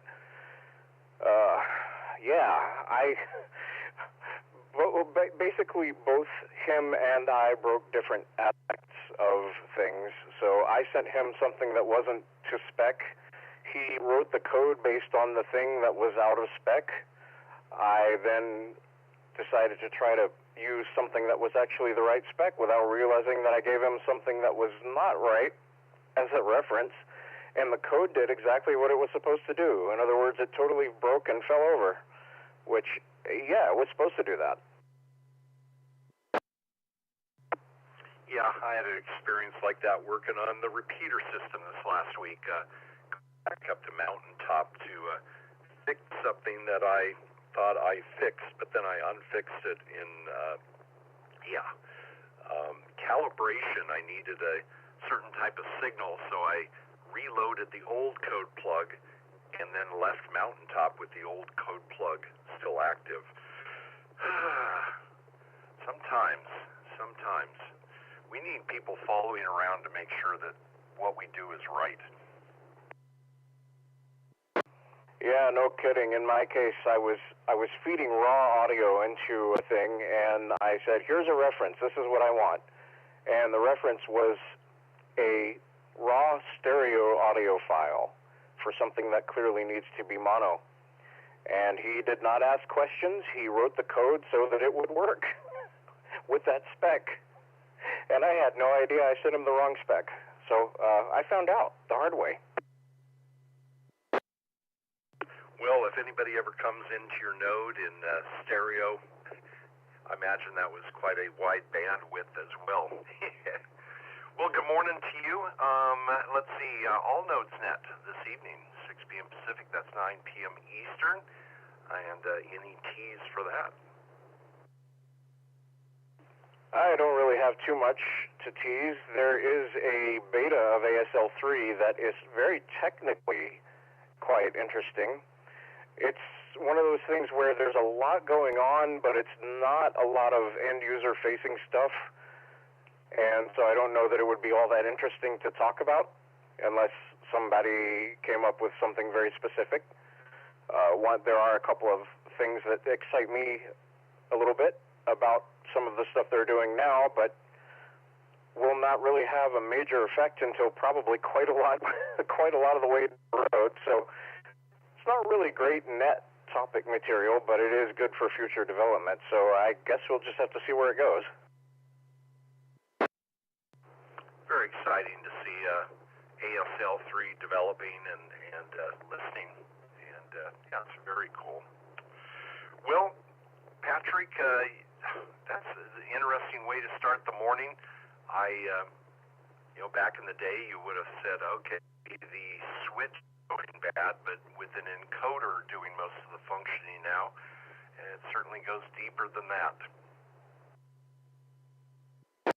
Yeah, and with this particular radio and the firmware that it's running, you go into the, hit a button, it goes from 50 milliwatts, 250, 500, 750, 1 watt, 2, 3, 4, 5, and there is a high power option if you really want to shove 10 watts through this thing. I'm pretty sure the only thing that's cut your battery life drastically and not really give you any real benefit, but you can do it if you want. I turned that mode off, but yeah, for whatever reason, those two power levels, unless I get really close to the node, it just won't key it.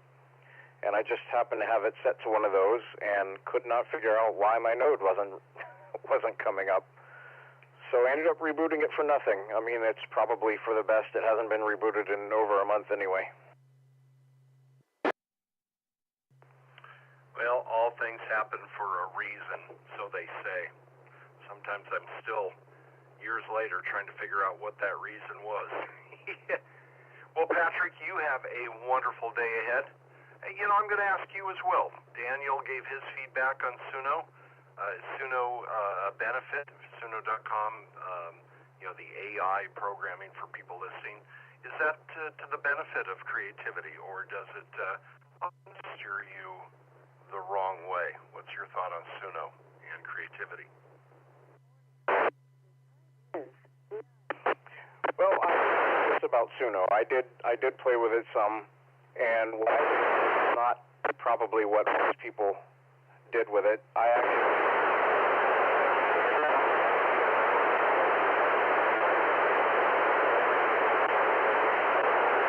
And then I ended up working on those, completely driven by them, but going, hey, that's kind of a neat thing it did right there, but I can probably do that better. And kind of going, well, okay, I would change that. I certainly wouldn't do it that way, but I wouldn't have thought of that. So, I'm not going to completely poo-poo it. There's a lot I don't like about the whole AI music industry thing, but it's not, if you use it right and you have guardrails that you put yourself and you're not just writing prompts and saying, go do this thing, and you're a little bit interesting about it, I don't think it's completely useless. Going in the wrong direction. There's, like I said, there's a lot I don't necessarily like about the industry, about where it's going and all that. But it's not something I would say just dismiss out of hand. But yeah, it'll be interesting to see how these things develop.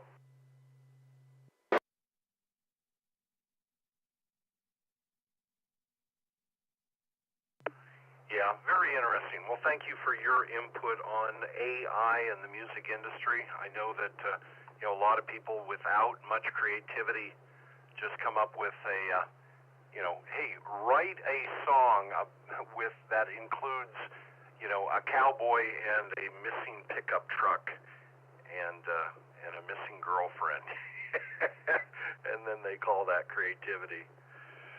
But thank you. Yeah, I think that technology, you're right, as long as you kind of define and maybe use it as something that will trigger some creativity in yourself, I think it could be a wonderful tool. Well, good morning to you. And, I guess it's after morning to you. You have a wonderful day, and we'll catch you this evening. Net. You're on node 51018. And by the way, if anybody noted, we did drop Fireside. It was bringing in just quite a bit of interference and just burying you there, Patrick. So, we did have to drop Fireside off. Maybe they'll reconnect in a bit. Yeah, that happens. We get that on nets on my system too sometimes. It's just a problem you have when you start connecting lots and lots of nodes, and then those nodes connect to other nodes, and it all just quality of QC, I guess if you can call it QC, kind of ends up going down. Anyway, hope everyone has a great day. And yeah, like I was saying about Suno, I never used it that way, where because you can just type in prompts. You can get pretty nuanced with those prompts, though. But I never used it like that. I actually fed it stuff, mostly stuff that I didn't really care if it would ever get leaked. Anyway, everyone have a great day. We'll catch you later on the All Nodes Net tonight, 9 p.m. East, 6 p.m. Pacific.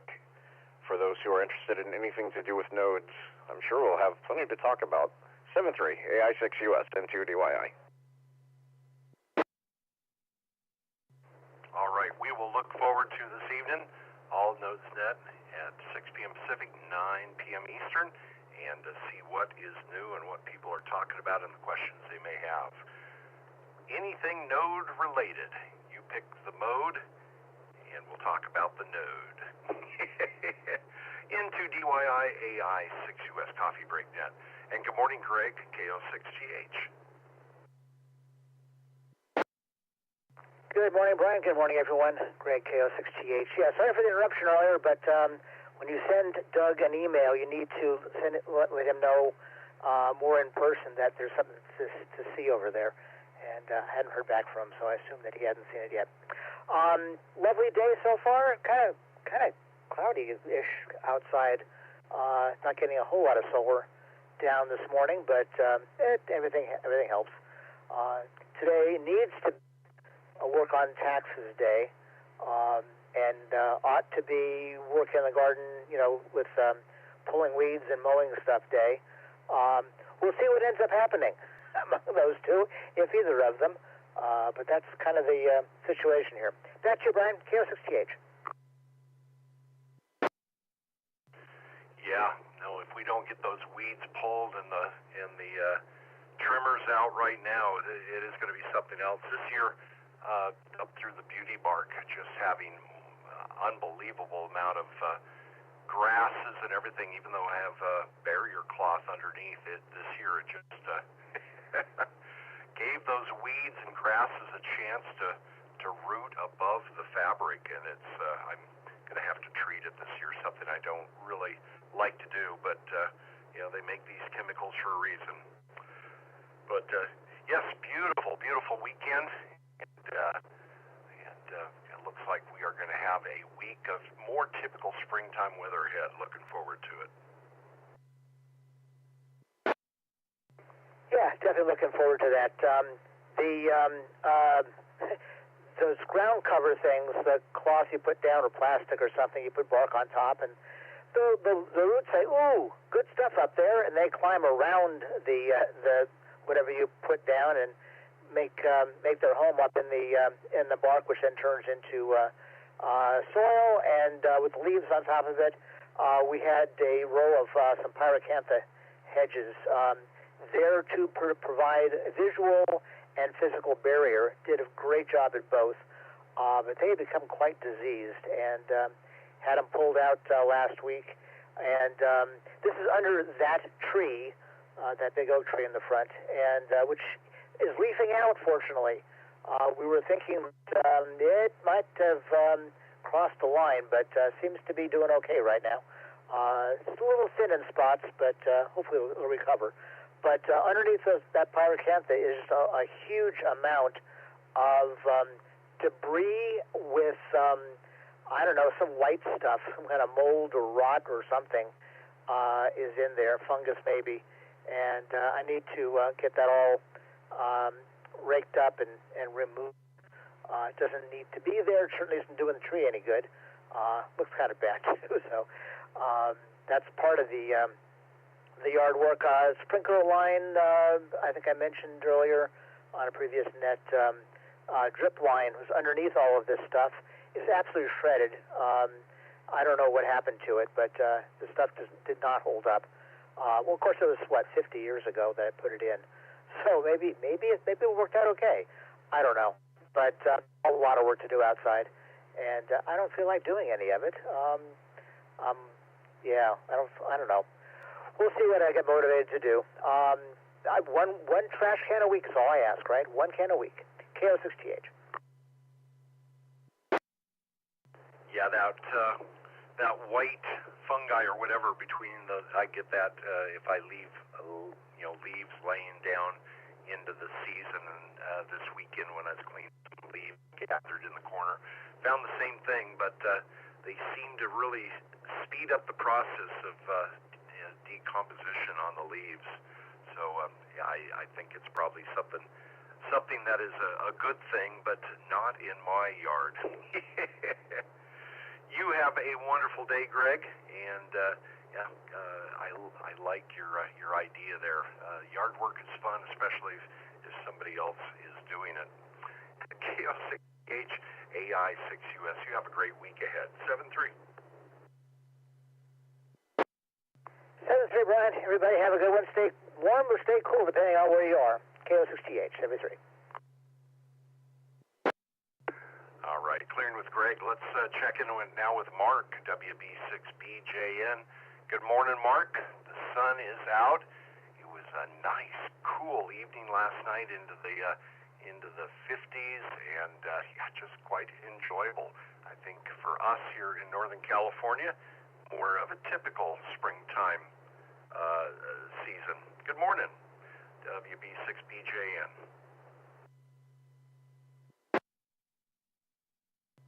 Yeah, you're still 10 to 15 degrees above normal, and you're going to be that way through the week. So it will be above normal.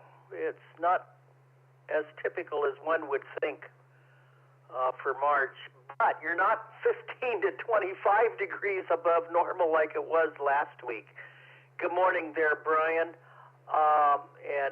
Yeah, it's going to be a bunch nicer. Still, in fact, Modesto, if it makes its predicted 86, will break a record because 86 is still, records. Really, it should be in the upper 60s and 70s for highs, more like closer to the 60s, upper 60s, low 70s, and we're talking 80s in March.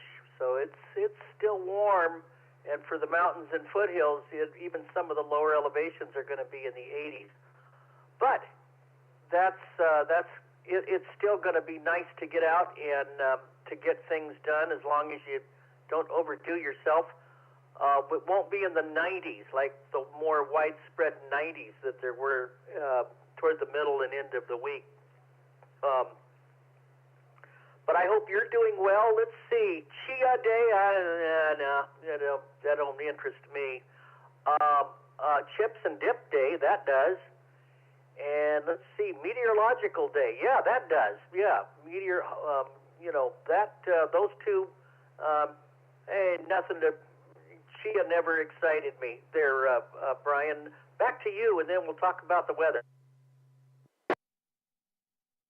Yeah, Lynn, couple times at least once a week, we'll have a jar of chia seeds soaking that she adds to her nutritional smoothies. And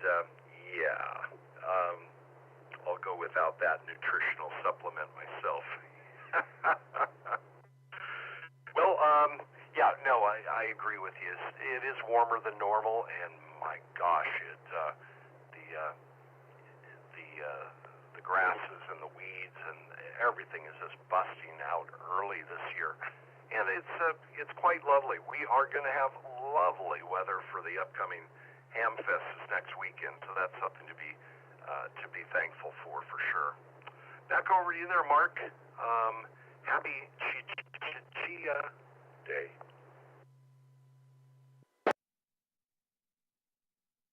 Yeah, chia. Remember that commercial? God, I was amazed. This girl's interesting. Anyway, having a good week. We had a good weekend here. It was warm here too, but now it's gotten cold again. We were 88.7. We'll talk about that in a minute. We broke a record yesterday on heat. But looking at California, really not a whole lot to talk about until maybe after the 1st of April. There's some increasing thoughts in some of the model data out past the 1st of April that week from the 1st to the 5th, some of the models are starting to gain confidence that there could be some rain. Now, maybe a half inch to an inch, and for other areas, not so much. And, the problem now is as we work into April, what was normal at the 1st of March is not the same normal as what's the 1st of April. So the longer we go without rain, it starts to wrap up the season in California. If we go another month like we did in March, May you almost get nothing. In June, you in a lot of areas get nothing. Season's over. Stick a fork in it. It's done. I really don't think. I really am starting to think, Brian, that the big snows, any big snows for the Sierra, is done. Now, having said that, there'll probably be a blizzard next week. But the longer we go without any major shift in the pattern now, I'm noticing that storm systems, as they come southward, are falling apart more readily, and that storm track is staying further north longer. And that's a sign of seasonal change. and that's just what it is for California. And so I really think, my grandfather used to say, if you didn't get it in February, you didn't get it at all. And you know what? I think he's right. And I think that's kind of where we're headed. But maybe we'll get some April showers in California. But I really think any kind of winter weather is pretty much in the rear view mirror for you guys. I think you're going to see this transition toward an early and maybe a good spring, and then with the coming El Nino, let me take a break.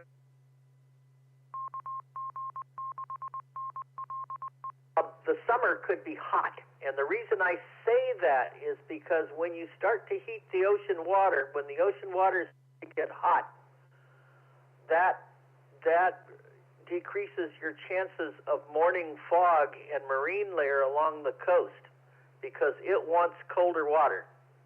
That's why you have a lot of fog, in years that there's no El Nino and there's La Nina going on. You get a lot of fog, a lot of the June gloom in June. So what could essentially happen around July when we're expected to go into a moderately strong El Nino, that could also make a better shot at storms for next winter, but also make for a hot summer. Now, we're still in La Nina, but it's dying rapidly. And somebody asked me, Gerry asked me the other day, he said, how many 100-degree days are we going to have this year? And I said, I don't know. And we certainly can't predict that. We don't know. Somebody said they heard it was going to be 114 this summer in Modesto, and I said, well, that's a long shot too, because there's no way you can really predict that it's going to be that way. You can predict that it might be hot. It might be 117. That's the hottest ever recorded in Modesto. So we were talking about that on one of the nets. But for the foreseeable future through the remainder of this week, pleasantly warm temperatures on the warm side, but not as hot as last week. And then as we get toward the end of the week, that high is going to flatten further and move further east, and that might be the start of that little pattern change towards some rain around the first of the month, say the very end of March, the 31st, and some rain around the first part of April. So the 6 to 10 day calls for above normal temperatures and below average precip. The 8 to 14 day does call for at or a little above normal precip and near normal temperatures. So we'll see how that works out for California.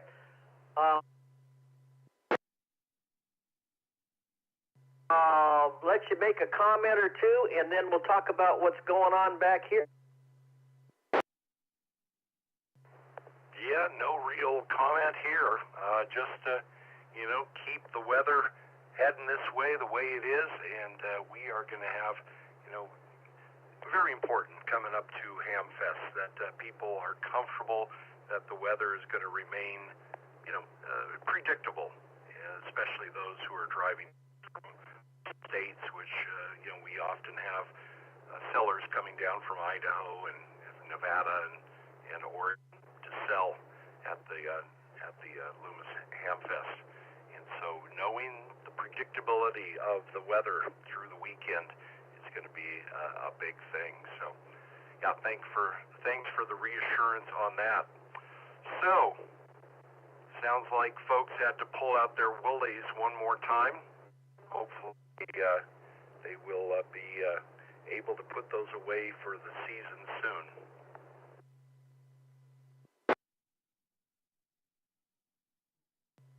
Yeah, let me tell you something. Yesterday was 88.7 here, and when I went to bed, it was 80. Okay, it was hot. Sarah had the windows open and it was hot, but I heard, I listened to the weather descriptions for the area to see what's going to happen during the night. Always like to do that during tornado season because that way, you if there's any severe weather that could possibly happen, you kind of get a knowing. But there wasn't any of that, but they did say there was a sharp cold front coming through, a dry cold front, nothing with, and they said it would be in the 40s by morning. And I'm saying 80 degrees now, and it'll be in the 40s by morning. And this was almost at 9:30 last night when I went to bed.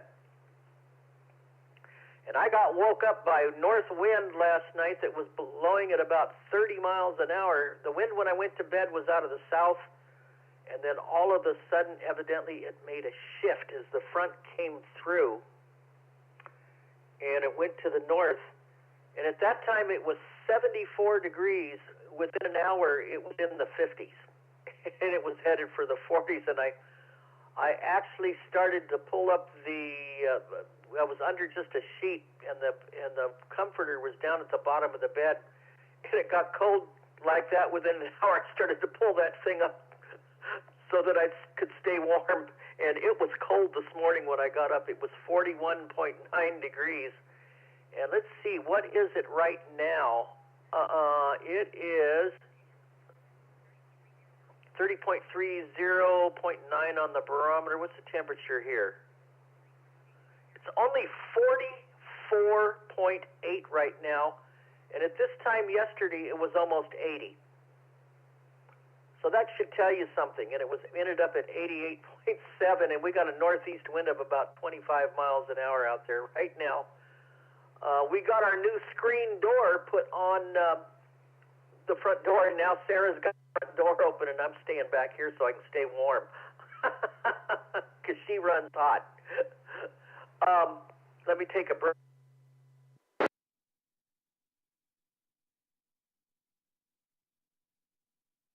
So we have a cold front that came through last night, now going through eastern Tennessee, and the pressure, there's a major pressure difference between north to south, and that's why we have the northeast winds. The thunderstorms that Jimmy in Pennsylvania was talking about earlier, they came out of Ohio, and last night they did have some severe storms in Ohio. And that was the thunder that he listened to most of the night with some rain. It wasn't severe by the time it got to him, but they had some hail, and it was kind of an interesting night for folks in Ohio. And then there's another one of those coming later this week that's going to affect us again. But everybody could warm up and get record-breaking temperatures ahead of it again. Could be up in the 80s, close to 90s in places, 60s and 70s in parts of the Midwest. And then, boom, another cold front comes through, and it's like Ohio. And they're even saying that we might get a better chance of thunderstorms with more moisture, though not a big deal here. But some places are going to have to watch. This is severe weather season, and it seems to be picking on Ohio this year a little bit. We had that one that came through here a week ago Sunday, but we dodged we had a weak tornado. I don't know if I remember telling you, we had a weak tornado that touched down in northern Clarksville a week ago Sunday night, and Sarah and I had to shelter. So there you go. Back to you, Brian. But weather's going to be pretty good. Ups and downs, roller coaster temperatures back here. There, go ahead. All right. Well, surprising that with your temperature change happening so quickly, you didn't experience any severe weather area. But definitely, we'll wish the best for everyone. Boy, stack that weather on top of what's happening to people getting through the lines at the airports. I don't think it's going to be a good week to be flying.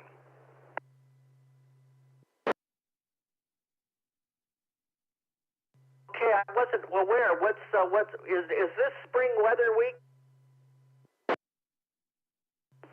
with that say not being paid. They're big call-ins for call-outs, or for not coming into work, and big lines at many airports, and many being shut down. And add on to that weather.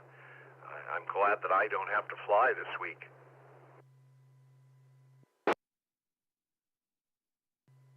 You know what, Brian? I've just about sworn off flying. I flew into California, or I didn't. Yeah, I flew into California last year with my buddy Steve when we went to see my brother. But I'll tell you what, man, flying is just becoming a mess a lot of times, and as I get older, flying interests me less. There, go ahead. Well, Len and I are just making arrangements.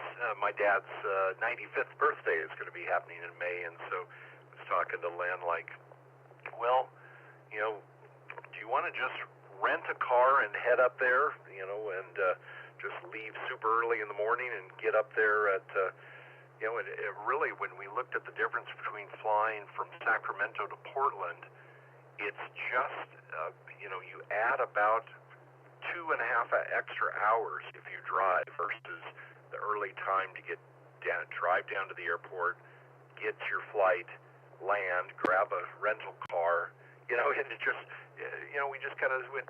It doesn't make sense for a trip to Portland to be flying up there just to save 2.5 hours. So you're committing to a day of travel one way or the other.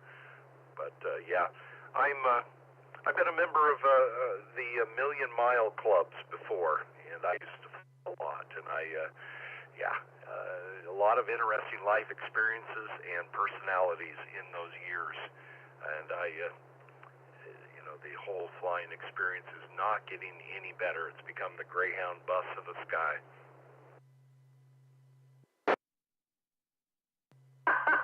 Absolutely. I like that, the Greyhound bus of the sky. Yeah, I gave up Greyhound buses. That's why I started taking trains. I do like taking a train. People talk about how slow it is and how not on time it is, but you know what? I still like taking a good train. That's for sure. Hey, Brian, I know you're going to have some other people out there. I'm having way too much fun with the Kenwood TS9 590 SG. And I love it. I really do. I just wish the band conditions would get better. It's not so much the solar flares, what they call flares, that were bad yesterday, but it was the 5 actual solar storms. We had 3. Let's see. We had 2 G3 storms. We had about 2 or 3 smaller storms and I think a G2, and that just totally took out it.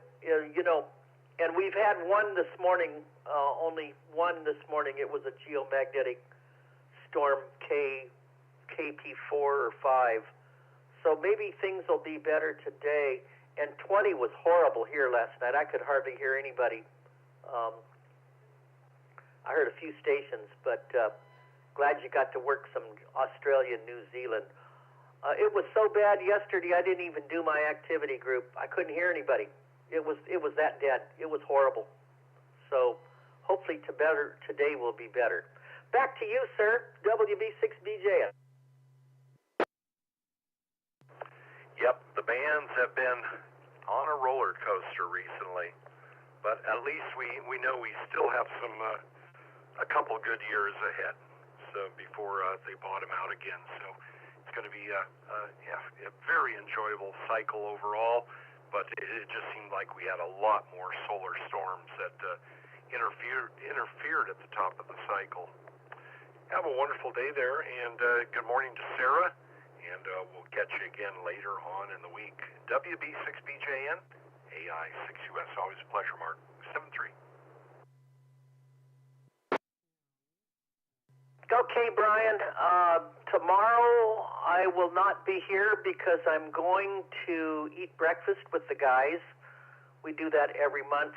Some guys that I know, my good friend that lives down the street, he's part of our church. And so tomorrow is go eat breakfast with the guys at, at our breakfast spot. Wednesday I will not be here because I have to go to Nashville. They need to do a biopsy of my kidneys on Wednesday, and so I gotta be there by 11 o'clock. So I gotta leave early so to get checked in and prepped and all that crappy. And then so probably I'll see. I won't. This will be the only time I'll be here with you this week. So the next time I check in will probably be Thursday. So y'all get a break. Hey, you have a blessed day. Everybody have a blessed day, and we'll talk to everybody later there. Go ahead. All right. Well, it sounds like you have some great activities planned for tomorrow. Not so much on Wednesday, but we'll be wishing you and thinking good thoughts for you for that further testing that you're having done. Have a great day, Mark. Thanks for dropping by. WB6BJN AI6US73. 73, Brian. WB6BJN now. Good morning. Coffee Break Net on the W6EK Repeater. Just a reminder, tonight will be the All Nodes Net, 6 p.m. Pacific. That's 9 p.m. Eastern here on node 51018. And this is where we talk about anything node related, whether it be AllStar, Echolink, IRLP, maybe even mesh nodes, mesh core, or meshtastic. Bring your questions because Monday nights are all nodes night here on the W6EK Repeater and connected nodes. And this next Saturday, yes indeed, maybe we haven't talked about it enough, or maybe we have, the Illuma Samfest this Saturday, March 28th, 7 a.m. buyers, 6 a.m. sellers, and we are going to be having a great Hamfest. The weather is going to be fantastic, and looks like we have a record amount of equipment even at our club table. I think I heard 8 tables of very good items at the Hamfest this year. Plus, typically we'll have I think upwards sometimes some years I think 80 to 100 vendors. So it's a nice showing. So put that on your calendar this next Saturday at the historic Loomis train station in Loomis, California. Talk-in will be here on this repeater during the Coffee Break Net, which Orion will be heading up.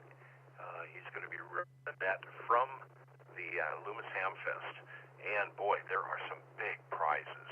A Shark RF M1KE, a Bamboo 3D printer, let's see, antennas, Alpha Antenna gift certificate, HRO, DX Engineering, RT Systems, the ARL, many items and gifts, donations were given for this event. So we're going to be having tickets there for drawing and some big prizes. Over $2,500 worth of prizes will be given away this next weekend. Of course, coffee and donuts, and we're going to have a social area. So after you walk around, we're setting up an area where you can sit down, maybe grab some shade or sit in the sun and just enjoy visiting with friends. Because that's really, Hamfest is not all about buying equipment. It's about a great social time.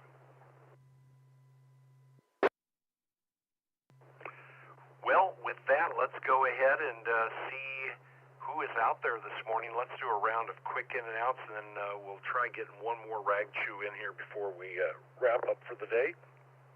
This is the Coffee Break Net. I'm Brian, AI6US. Let's go ahead and take another round of quick in and outs as you get your day underway. N5, in and out. DLK. K6UAI. W6EK, good morning. Kilo Oscar November 6, Mike Delta in 6FMD, Jimmy.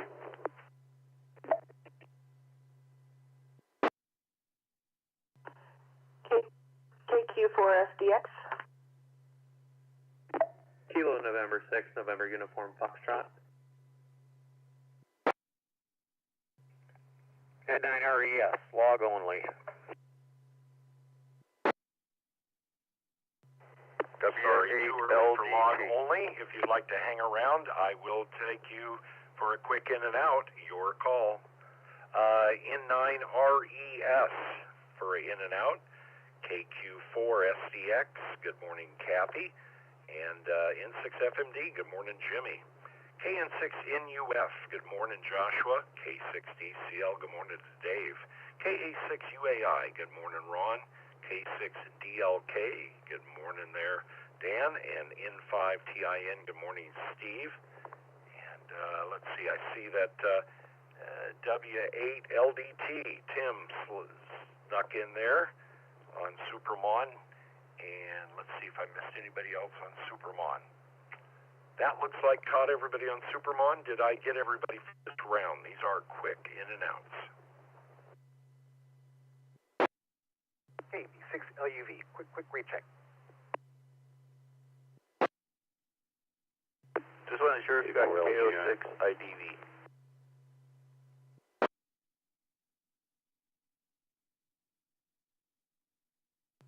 All right, I heard K4 LGI in there.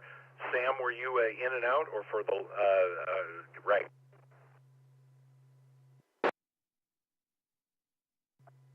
In and out, Brian. That's what I thought. And I heard KO6IDV in there as well for in and out. And let's see, I believe we caught everybody there. So let's head on up to the top of the list. Just remember, these are quick in and out, so let's respect other people's time and keep our check-ins under 2 minutes, please. Good morning, Steve. N5TIN. What do you have for the net? Good morning, Brian. Thanks for taking my check-in. I was listening. It's been an interesting conversation today, and enjoyed the stuff about the various AI platforms. And it reminded me of something somebody told me once. Just because you can do something doesn't mean you should. Yeah. You wonder if AI integration with music bring us into a new genre of music, or will it just kind of replicate what we've heard for familiarity and just getting the record sales? I think a lot of this is the number of ears translates into the number of dollars. Very true, very true. And a lot of the AI platforms are driving what they're driving because it increases their market cap. So it's not necessarily being done out of altruism. It's all about the dollars. I know a lot of people will think, oh, Bernie Sanders, that old man, irrelevant. But if you haven't had a chance, last week Bernie Sanders sat down and interviewed Claude about AI and the control of the market and basically follow the money. Do you trust your data with somebody who is money driven? It's an interesting conversation if you didn't catch it there, Steve. I will have to check that out. That sounds like it could be pretty good. I did see once at a conference somebody ask an AI, I think it was the Elon Musk's AI to describe Elon Musk, and that was a pretty funny result. Another comment, though, for me, Brian, I enjoyed your mentioning the other day, I think it was Saturday, of Ether SDR.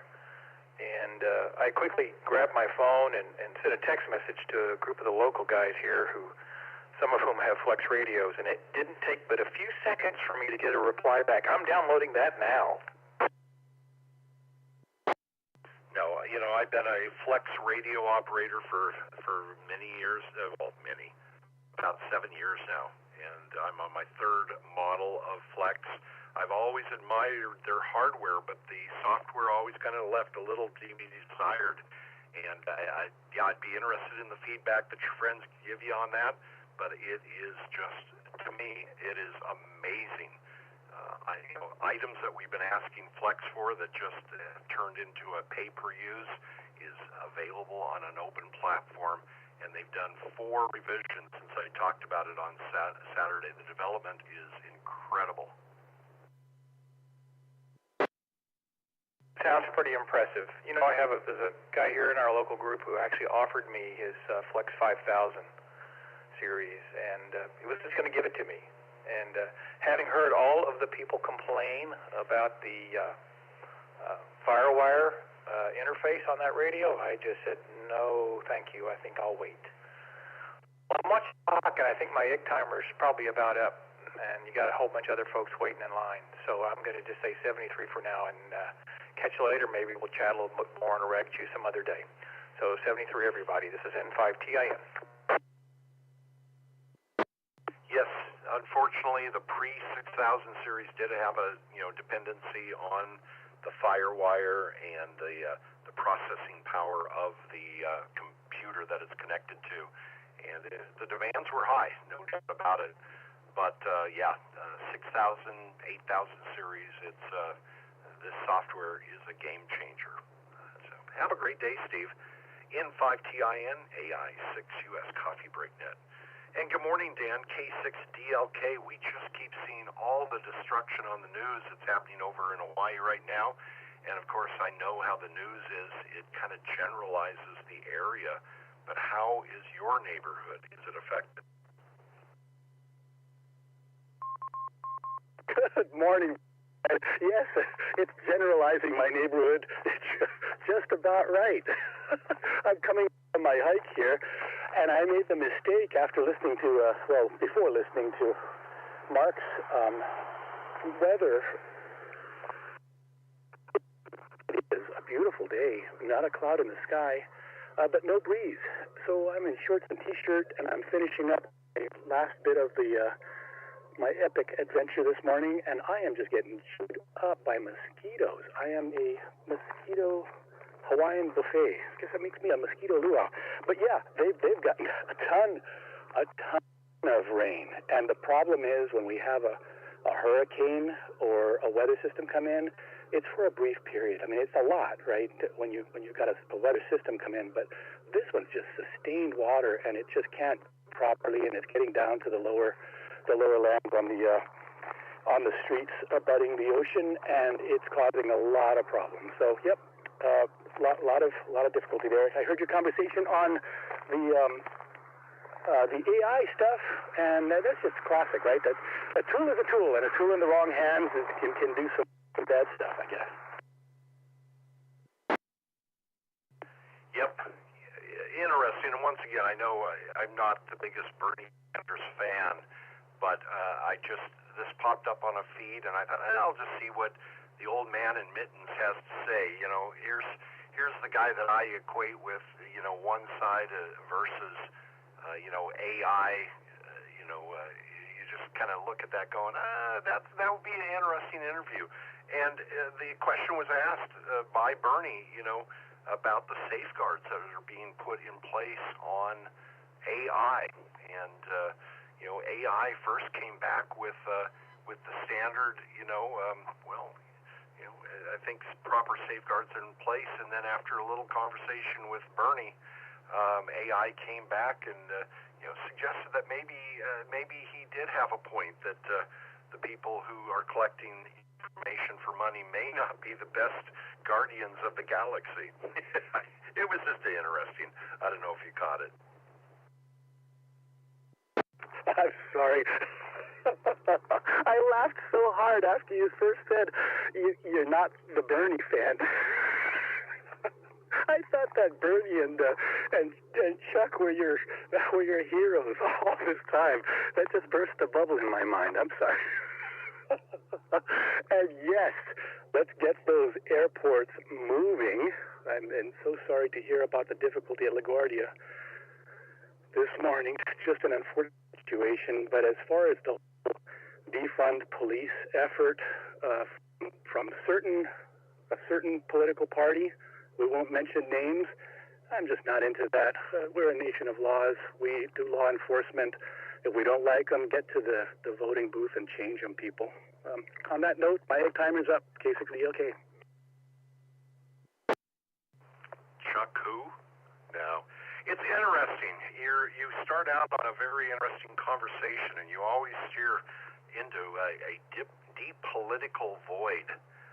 Dan, I enjoy having you around, and I enjoy the fact that we probably are on opposite sides of many political discussions, but don't sit on that front porch yelling at kids too much, okay?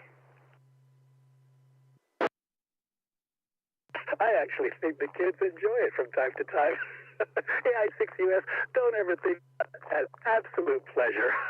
I love saying hi, and that's why you can't keep me away. K6DLK. Safety and aloha. Well, glad to hear that you're not being directly impacted by that weather that's parked over Hawaii, and certainly our thoughts go out to everybody. A lot of impact is happening right now, and a lot of dangerous situations have yet to be mitigated. So wishing well for the communities there. K6DLK AI6US. Good morning, Ron. KA6UAI. What do you have for the net this morning? KA6UAI. Oh, not much for the net, just checking in. I'm going to run up to HRO for a bit today and hopefully return one item and buy something more expensive. So that's always interesting. But other than that, working and filing a couple of cases and all that normal stuff for Monday morning. I think it's Monday morning, isn't it? It seems like I've been here for a day already. I don't know. Yeah, I agree. Some Mondays can get a little overwhelming. Yeah, I saw your conversation about the using the 49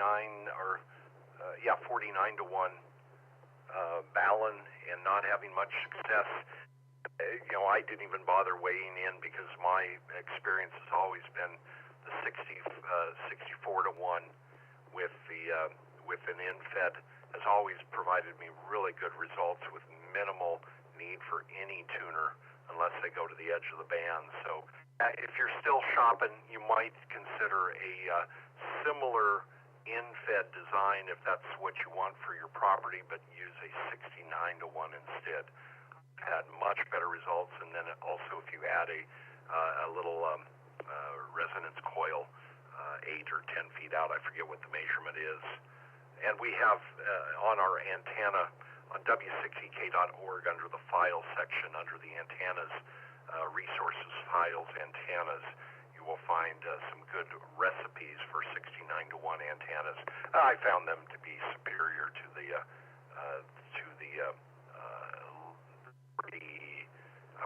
49 to 1 or whatever that ratio is that other folks use. But good luck. And the great thing is it's a wire antenna, so wire can be reused in a new form. Well, after a lot of thought and research and things like that, I think it turns out that the velocity factor of the particular overcoated wire was so slow that it affects the length dramatically, and I was just way out of range trying to tune it. But I really don't want a short antenna, and so what I'm going to do is get that the same thing I already have up in the tree in the backyard, but this will be in the backpack, the MCOM community MCOM. I know there's a few others out there that are less expensive, but I have one, and it tunes on all bands real with no adjustment. I set it up out there, and the initial readings were within range of any tuner that I might have for all the bands, and it even tunes the longer bands and that sort of thing. So that'll be a good all-purpose, and I also have that million basic 30 end bit. It's half the length and does the same thing, but just not as effectively. So, duplicate a little bit what I have, but maybe a little better contacts. And I have a couple of other wire options that I can fit in the backpack too. And the balins are big, but what can you do about that? Well, especially if you want to run more than 10 watts, that definitely becomes the issue. All right, Ron, well, good luck on your project. Sounds like you're going to find something that fits your operating needs in a prepackaged form. I hope that works out well with you. And HRO appreciates your business. KA6UAI, AI6US. You and Lori have a wonderful day ahead. 7-3. 7-3 to you and everybody out there, and have a great week if you can. KA6UAI. It's all the frame of mind. The sun is always shining, the birds are singing, and the fish are jumping. K6DCL. Good morning, Dave. And Lucy. Hey, good Monday morning to you, Brian. And Lucy says, wave of the hand to you. And other than that, it's a big down here in Jamestown. Just bright, bright, sunny sunshine. Oh, I can't even talk today. That's my problem. Anyway, we're downloading some code plugs for my radio two-way, VHF, UHF, and DMR. Get back into DMR for a little bit and see what's happening. And looking forward to doing something like that. Got to work on my wire antenna. Mentioning wire antennas, I'm using a 1 to 9 and on them, and it works fine. It's great on 20 meters and above, and have to get it on 80 or 75, I should, and 40. So I'm going to have to sacrifice the upper frequencies, but that's okay. It's mostly used 75, 40 meters. So how much feet do I chop off to get it resonant on 80 and 40 of a 100-foot wire? That's the question. And waiting for my rig expert to come in so I can find out. K6DCL, Brian, have a great day. 7-3. But man, we just don't have much activity in DMR land. I think there's one repeater that I can get into decently up here in Meta Vista. So let us know how your DMR revisitation goes. K6DCL, AI6US. You have a wonderful Monday.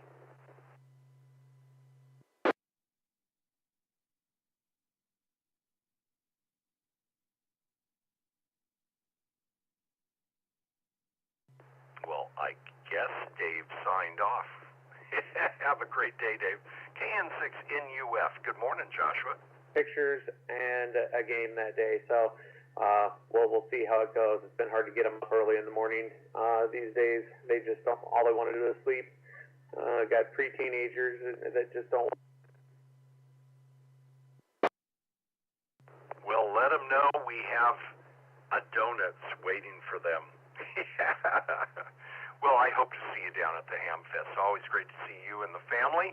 And yes, what is it with teenagers? They live eating out of the refrigerator, and the rest of the time they are. Well, maybe gaming consoles are keeping them up more, but yeah, a lot of sleep happens at that age for sure. Well, you have a wonderful day ahead. You have a wonderful day as well, Brian. Enjoy yourself. Have a wonderful day, everyone. KN6NUF clear, 73. All right, Joshua. Have a wonderful day. Good morning, Jimmy, N6FMD. What do you have for the net this morning? Well, good morning, everyone on the net. N6FMD, Jimmy here. I'm going to try to POTA before I have to work. We went and tried to do that yesterday. Early in the morning, I got Florida on 40 meters, which was the only SSB contact I made on 40 meters. I got Florida again on 20 meters. This is about 6:30 in the morning at Mount Zion Demonstration Forest, right there by the fire lookout.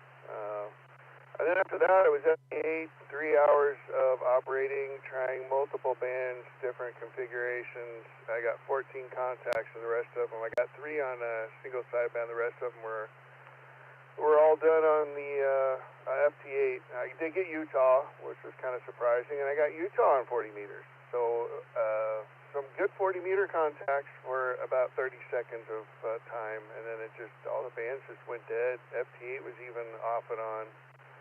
So we're going to try it again this morning, and then I got quite a bit of work to do this week and through the evenings.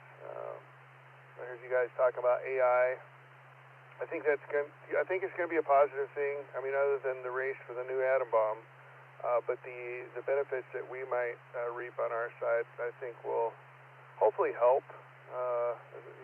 Everything gets turned into something else. It's always a weapon first, and then it becomes something that's utilized in the public. But that's just the game. That's where the funding comes from. Of course, we pay for all that innovation for our tax money, and then we turn around and pay for it again when we get it. But I think the future of ham radio is probably free DV. I'm kind of thinking that's going to be the AM to SSB transition. We're going to be transitioning from SSB to free DV. Yeah, free DV, in my opinion, is a game changer, absolutely. I've been running it now for 3 months, and now that same technology for free DV is now being incorporated into releases, and I don't know if you heard us talking about it earlier, Ether SDR, AETHER, came out just last week for the Flex radio, and it introduces AI learning, neural noise mitigation, builds in free DV. It's just we're seeing a revolution happening right now, and it's going to be interesting to ride along.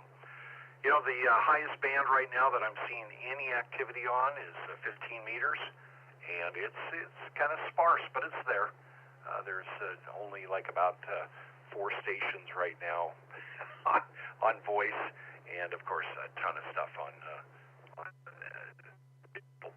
it looks like 15 meters is about the best you can do this morning. Jimmy, you have a wonderful day ahead. Always a pleasure to have you stop in. Oh, pleasure's always mine. Oh, I got one question for you, Brian. When I get back to the office here in a couple hours, I think I want to go ahead and try and reserve a table for the Hamfest to sell a bunch of gear. Is there still space available? The early bird gets the space. No, there are. It's just a drive up. We don't reserve the tables, but just drive up, and of course, club members get their space is half price. So if you want to get there, just get there at 6 a.m. or thereabouts, and you'll be let in and guided into a space. Okay, perfect. Thanks, Brian. All right, I'm looking forward to it. So my birthday's the next day, so it's the day before my birthday. My wife has envisioned I'm going to birthday, and I told her it's really fun to buy more stuff there. It's like going to having a garage sale and then having a garage sale next door to you. You just kind of keep exchanging things back and forth. So we'll see how it goes. I'm excited about it. It sounds like it's going to be really good. Well, I'll bug out of here. Thank you for my time slot there, and you guys have a great rest of your morning. N6FMD, back to net.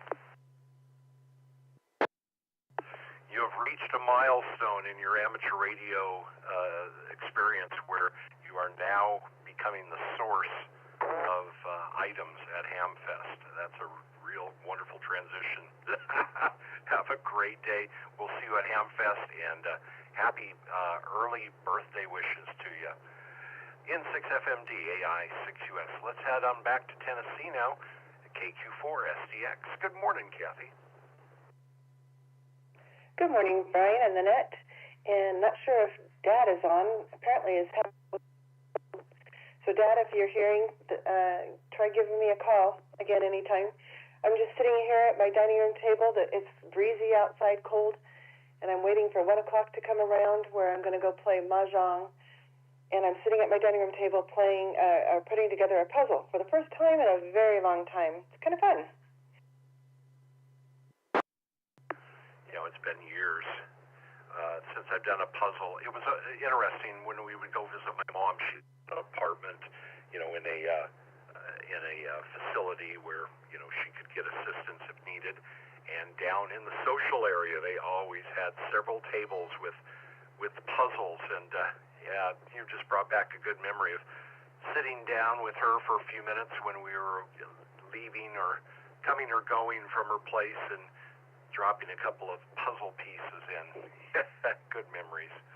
Well, no, I haven't heard Glenn on morning, but yeah, I actually haven't heard him on too much lately, so hope all is well with him. Well, yeah, you're getting together for a game day with friends. Sounds like a wonderful way to spend your day. Happy Chia Day to you. It's Chia Day? Yeah, I don't know if they're promoting chia seeds for your nutritional supplements or, you know, get that pottery going with the chia seeds on it. I'm not sure, but it's Chia Day. Well, Kathy, good day to you. Your dried,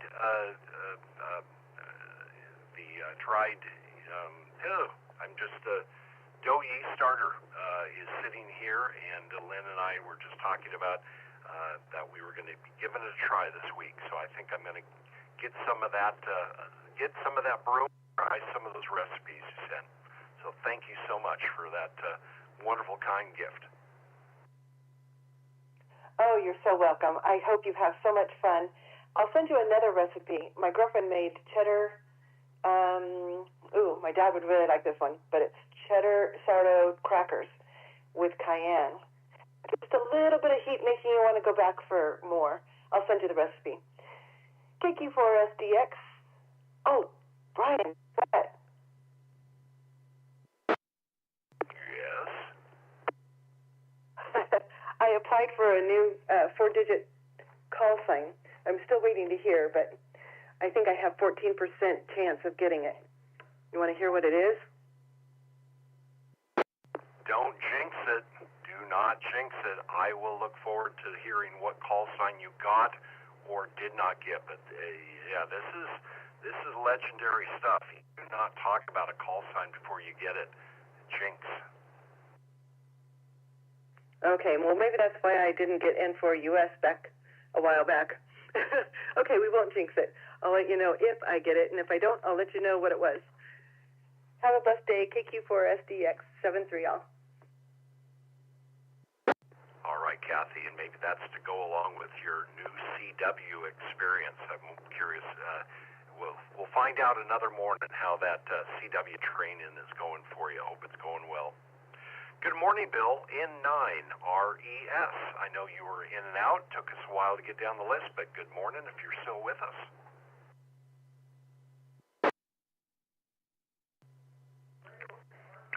Yeah, I'm still here, but I got the tree guy cutting down a tree, and he's done, and I got to pay him, so I'll say good morning to all and 7-3, and then RES. All right. Well, very good. Yeah, tree trimmers or tree companies are, I kudos to them. They know what they're doing up there, and some of those big trees are big money. N9RES, good morning to you there, Bill. Thanks for dropping by this morning.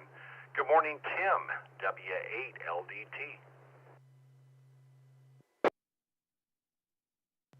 Good morning, Brian, and thanks for picking me up on Superman. I actually doubled with you when I was checking in, so I didn't really think I was going to get in.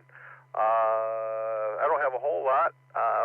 We are parked in the parking lot of our Coney spot, so me and Cindy are going to be going in and eating Coney's for lunch. Good luck, Kathy, on your on your call sign, hopefully you get that. And I don't really have a whole lot for the net there, Brian. I just wanted to jump in here and say good morning to you.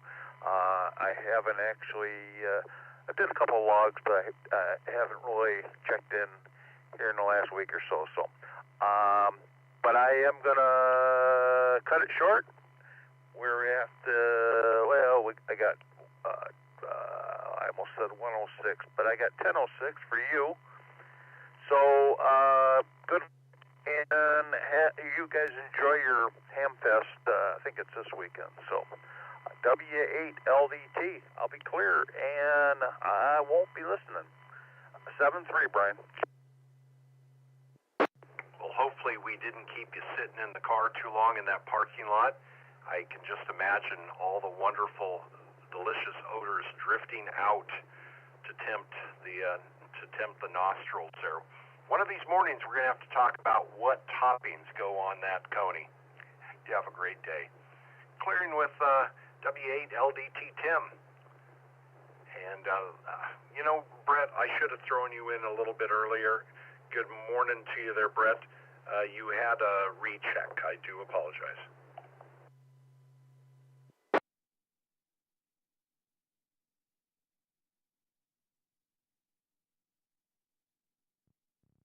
See, if you make him wait long enough, the recheck is no longer relevant.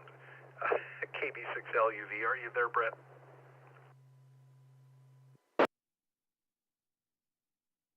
KB6UV, yep, I'm here, Brian. I'm here, so I just wanted to, quick thing, wanted to weigh in on the Sono AI. Yeah, it's a tool. If you use it, it's just that. Oh, and fun fact, I used to do background vocals and keyboard for Miko Weaver, which is a guitarist for Prince and the New Power Generation. That is all, KB6UV. How cool. A neat tie to Minnesota and Prince there. I learn something a little bit more about you every day, so next time I step on your toe and I hear a wonderful song note come out of you, I know the origin.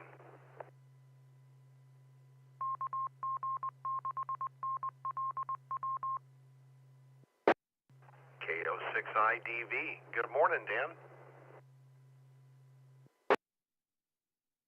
Good morning, Brian. Hope you had a good weekend. I just wanted to check in and say hi, and also hopefully I didn't bother you Friday afternoon or whatever when you're working on fault. Just wanted to volunteer if I could be of any assistance. Saturday, helped my son put in a storage container in his Jeep and put some new headlights in a different Jeep. That's pretty much was my weekend. Well, it must not have bothered me much because I didn't even think a thing of it. No, we appreciate the feedback from people, when we're doing different testing things, and I really do appreciate it.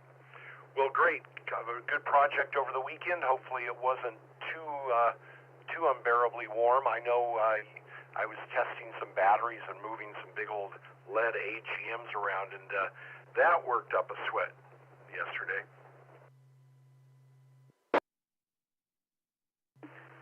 Yeah, no, it wasn't bad. I just worked in the garage, opened up the door, and worked in there. That was pretty much it. So it wasn't bad. Got a little warm. Can't complain. Yeah, you were just looking for somebody with low power on Friday, so I knew I was on a handheld out in Orangeville, so didn't know if that would work for you or not. But it went well. Sunday was nice. Came home and relaxed. A day of rest. We all deserve it sometimes there. Well, very good. Yeah, no, we were looking for a weak signal, just make sure that our settings were correct and that we had calibrated the RSSI values appropriately for our voter system to work. And so that's really appreciate a couple people, including yourself, coming back. Okay, Dan, happy Monday to you. K06ITV, AI6US. You have a great Monday, 7-3.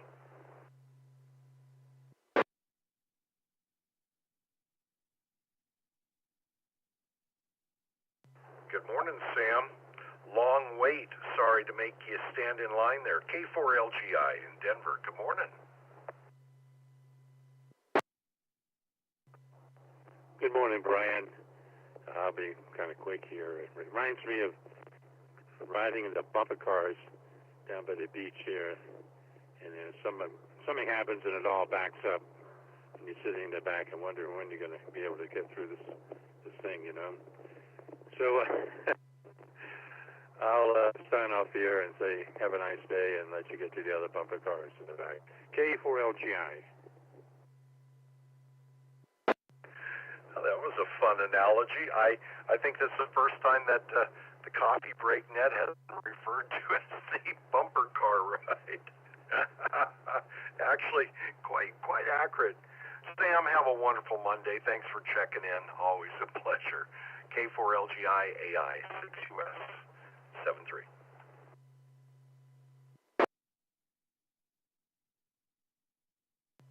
Step right up to the bumper car ride, on the Coffee Break Net. I'm Brian, AI 6US. Let's go ahead and take one round or two for the log only to wrap up the Coffee Break Net on this Monday morning. Spread them out, please. I'll get everybody in the log before we close down. AJ6, Brian, for the log on. GOW for the log. Kilo Charlie 6, Sierra Lima Echo, mobile.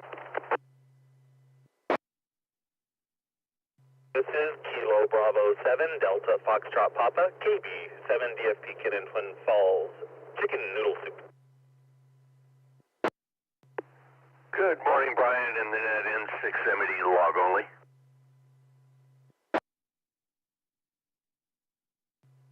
Whiskey Bravo 3, Charlie Sierra Yankee for the log. Thank you, Brian. Happy Monday, Brian. KO6EKW for the log only, please.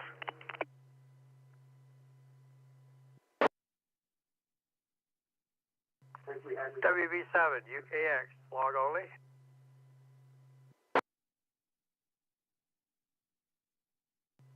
KB6ED.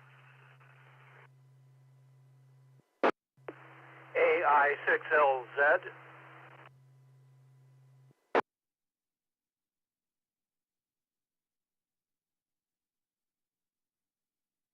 KN6SSP for the log, Brian. Morning.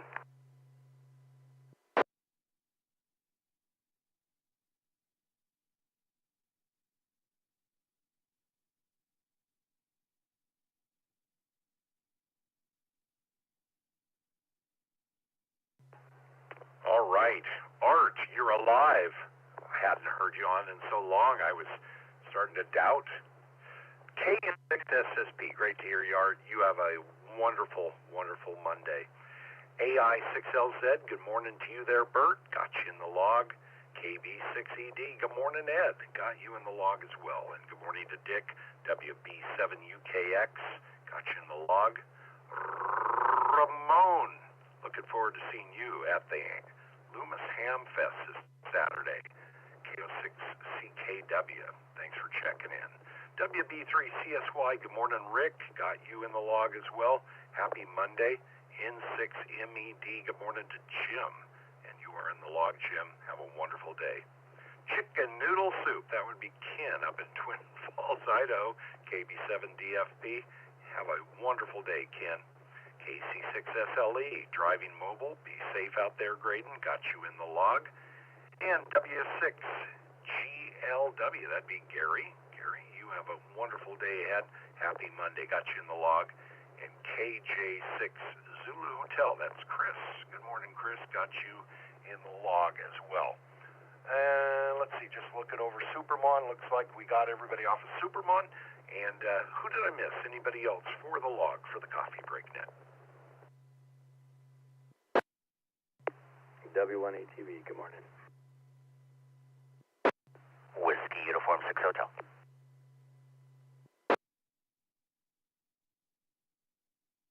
KI6LOP.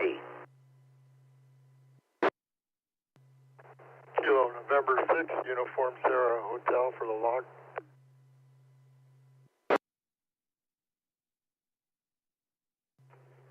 Kilo Hotel 7, Whiskey Mike. Good morning.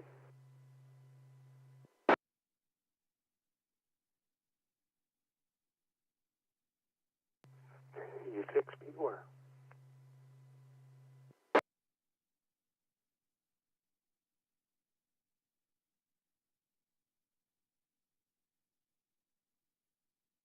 Okay, I think we heard everybody on that round. Got Jim in there, KE6POR. Happy Monday to you there, Jim. Great to hear you on. Good morning, Henry, KH7 Whiskey Mike. You are in the log. Have a wonderful Monday. Good morning, Mike, KN6USH. You have a great day ahead. You are in the log. And good morning to Russ, KI6LOP. Got you in the log, sir. You have a wonderful day ahead. Good morning to Ryan, WU6H, got you in the log. And good morning to Aaron, W1ATB, got you in the log there, Aaron. And great to have you guys check in. Did I miss anyone? K9HPZ for the log, Brian. 73's doing a great job. Rock on, buddy.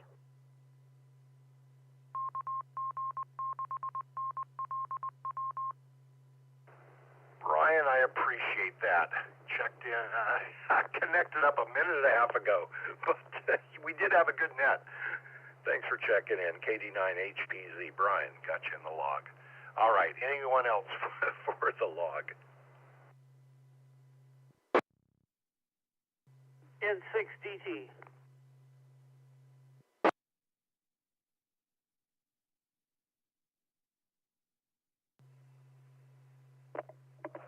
KA1JXY.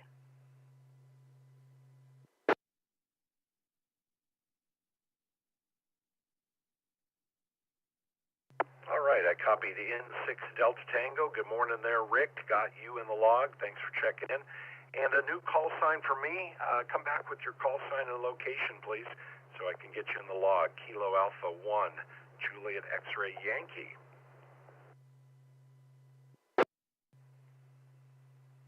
KA1JXY. Kilo Alpha 1, Juliet X-Ray Yankee. Hey, Brian, it's Joe in Massachusetts. All right, Joe. Got you in. And KA1JXY. Thank you so much for checking in this morning. All right, with that, we'll go ahead and be closing the Coffee Break Net, but we will be back again tomorrow for another edition of the Coffee Break Net. This net is sponsored by the Sierra Foothills Amateur Radio Club. We're here every day of the week, 7:30 a.m. to 10 a.m.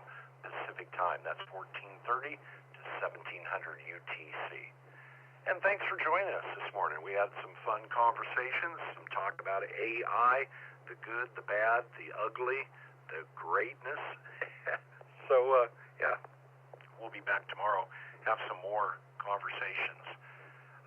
Let's see. I'm Brian, AI6US.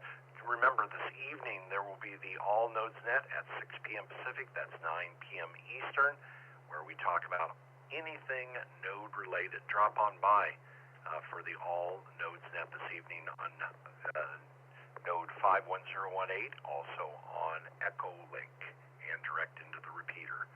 Good morning, Coffee Break Net. Let's go ahead and wrap things up. I'm Brian, AI6US, returning the W6EK Repeater back to normal usage, whatever that may be, and returning all connected nodes and repeaters back to regular status. 7-3, everybody. Happy Monday, if it's possible.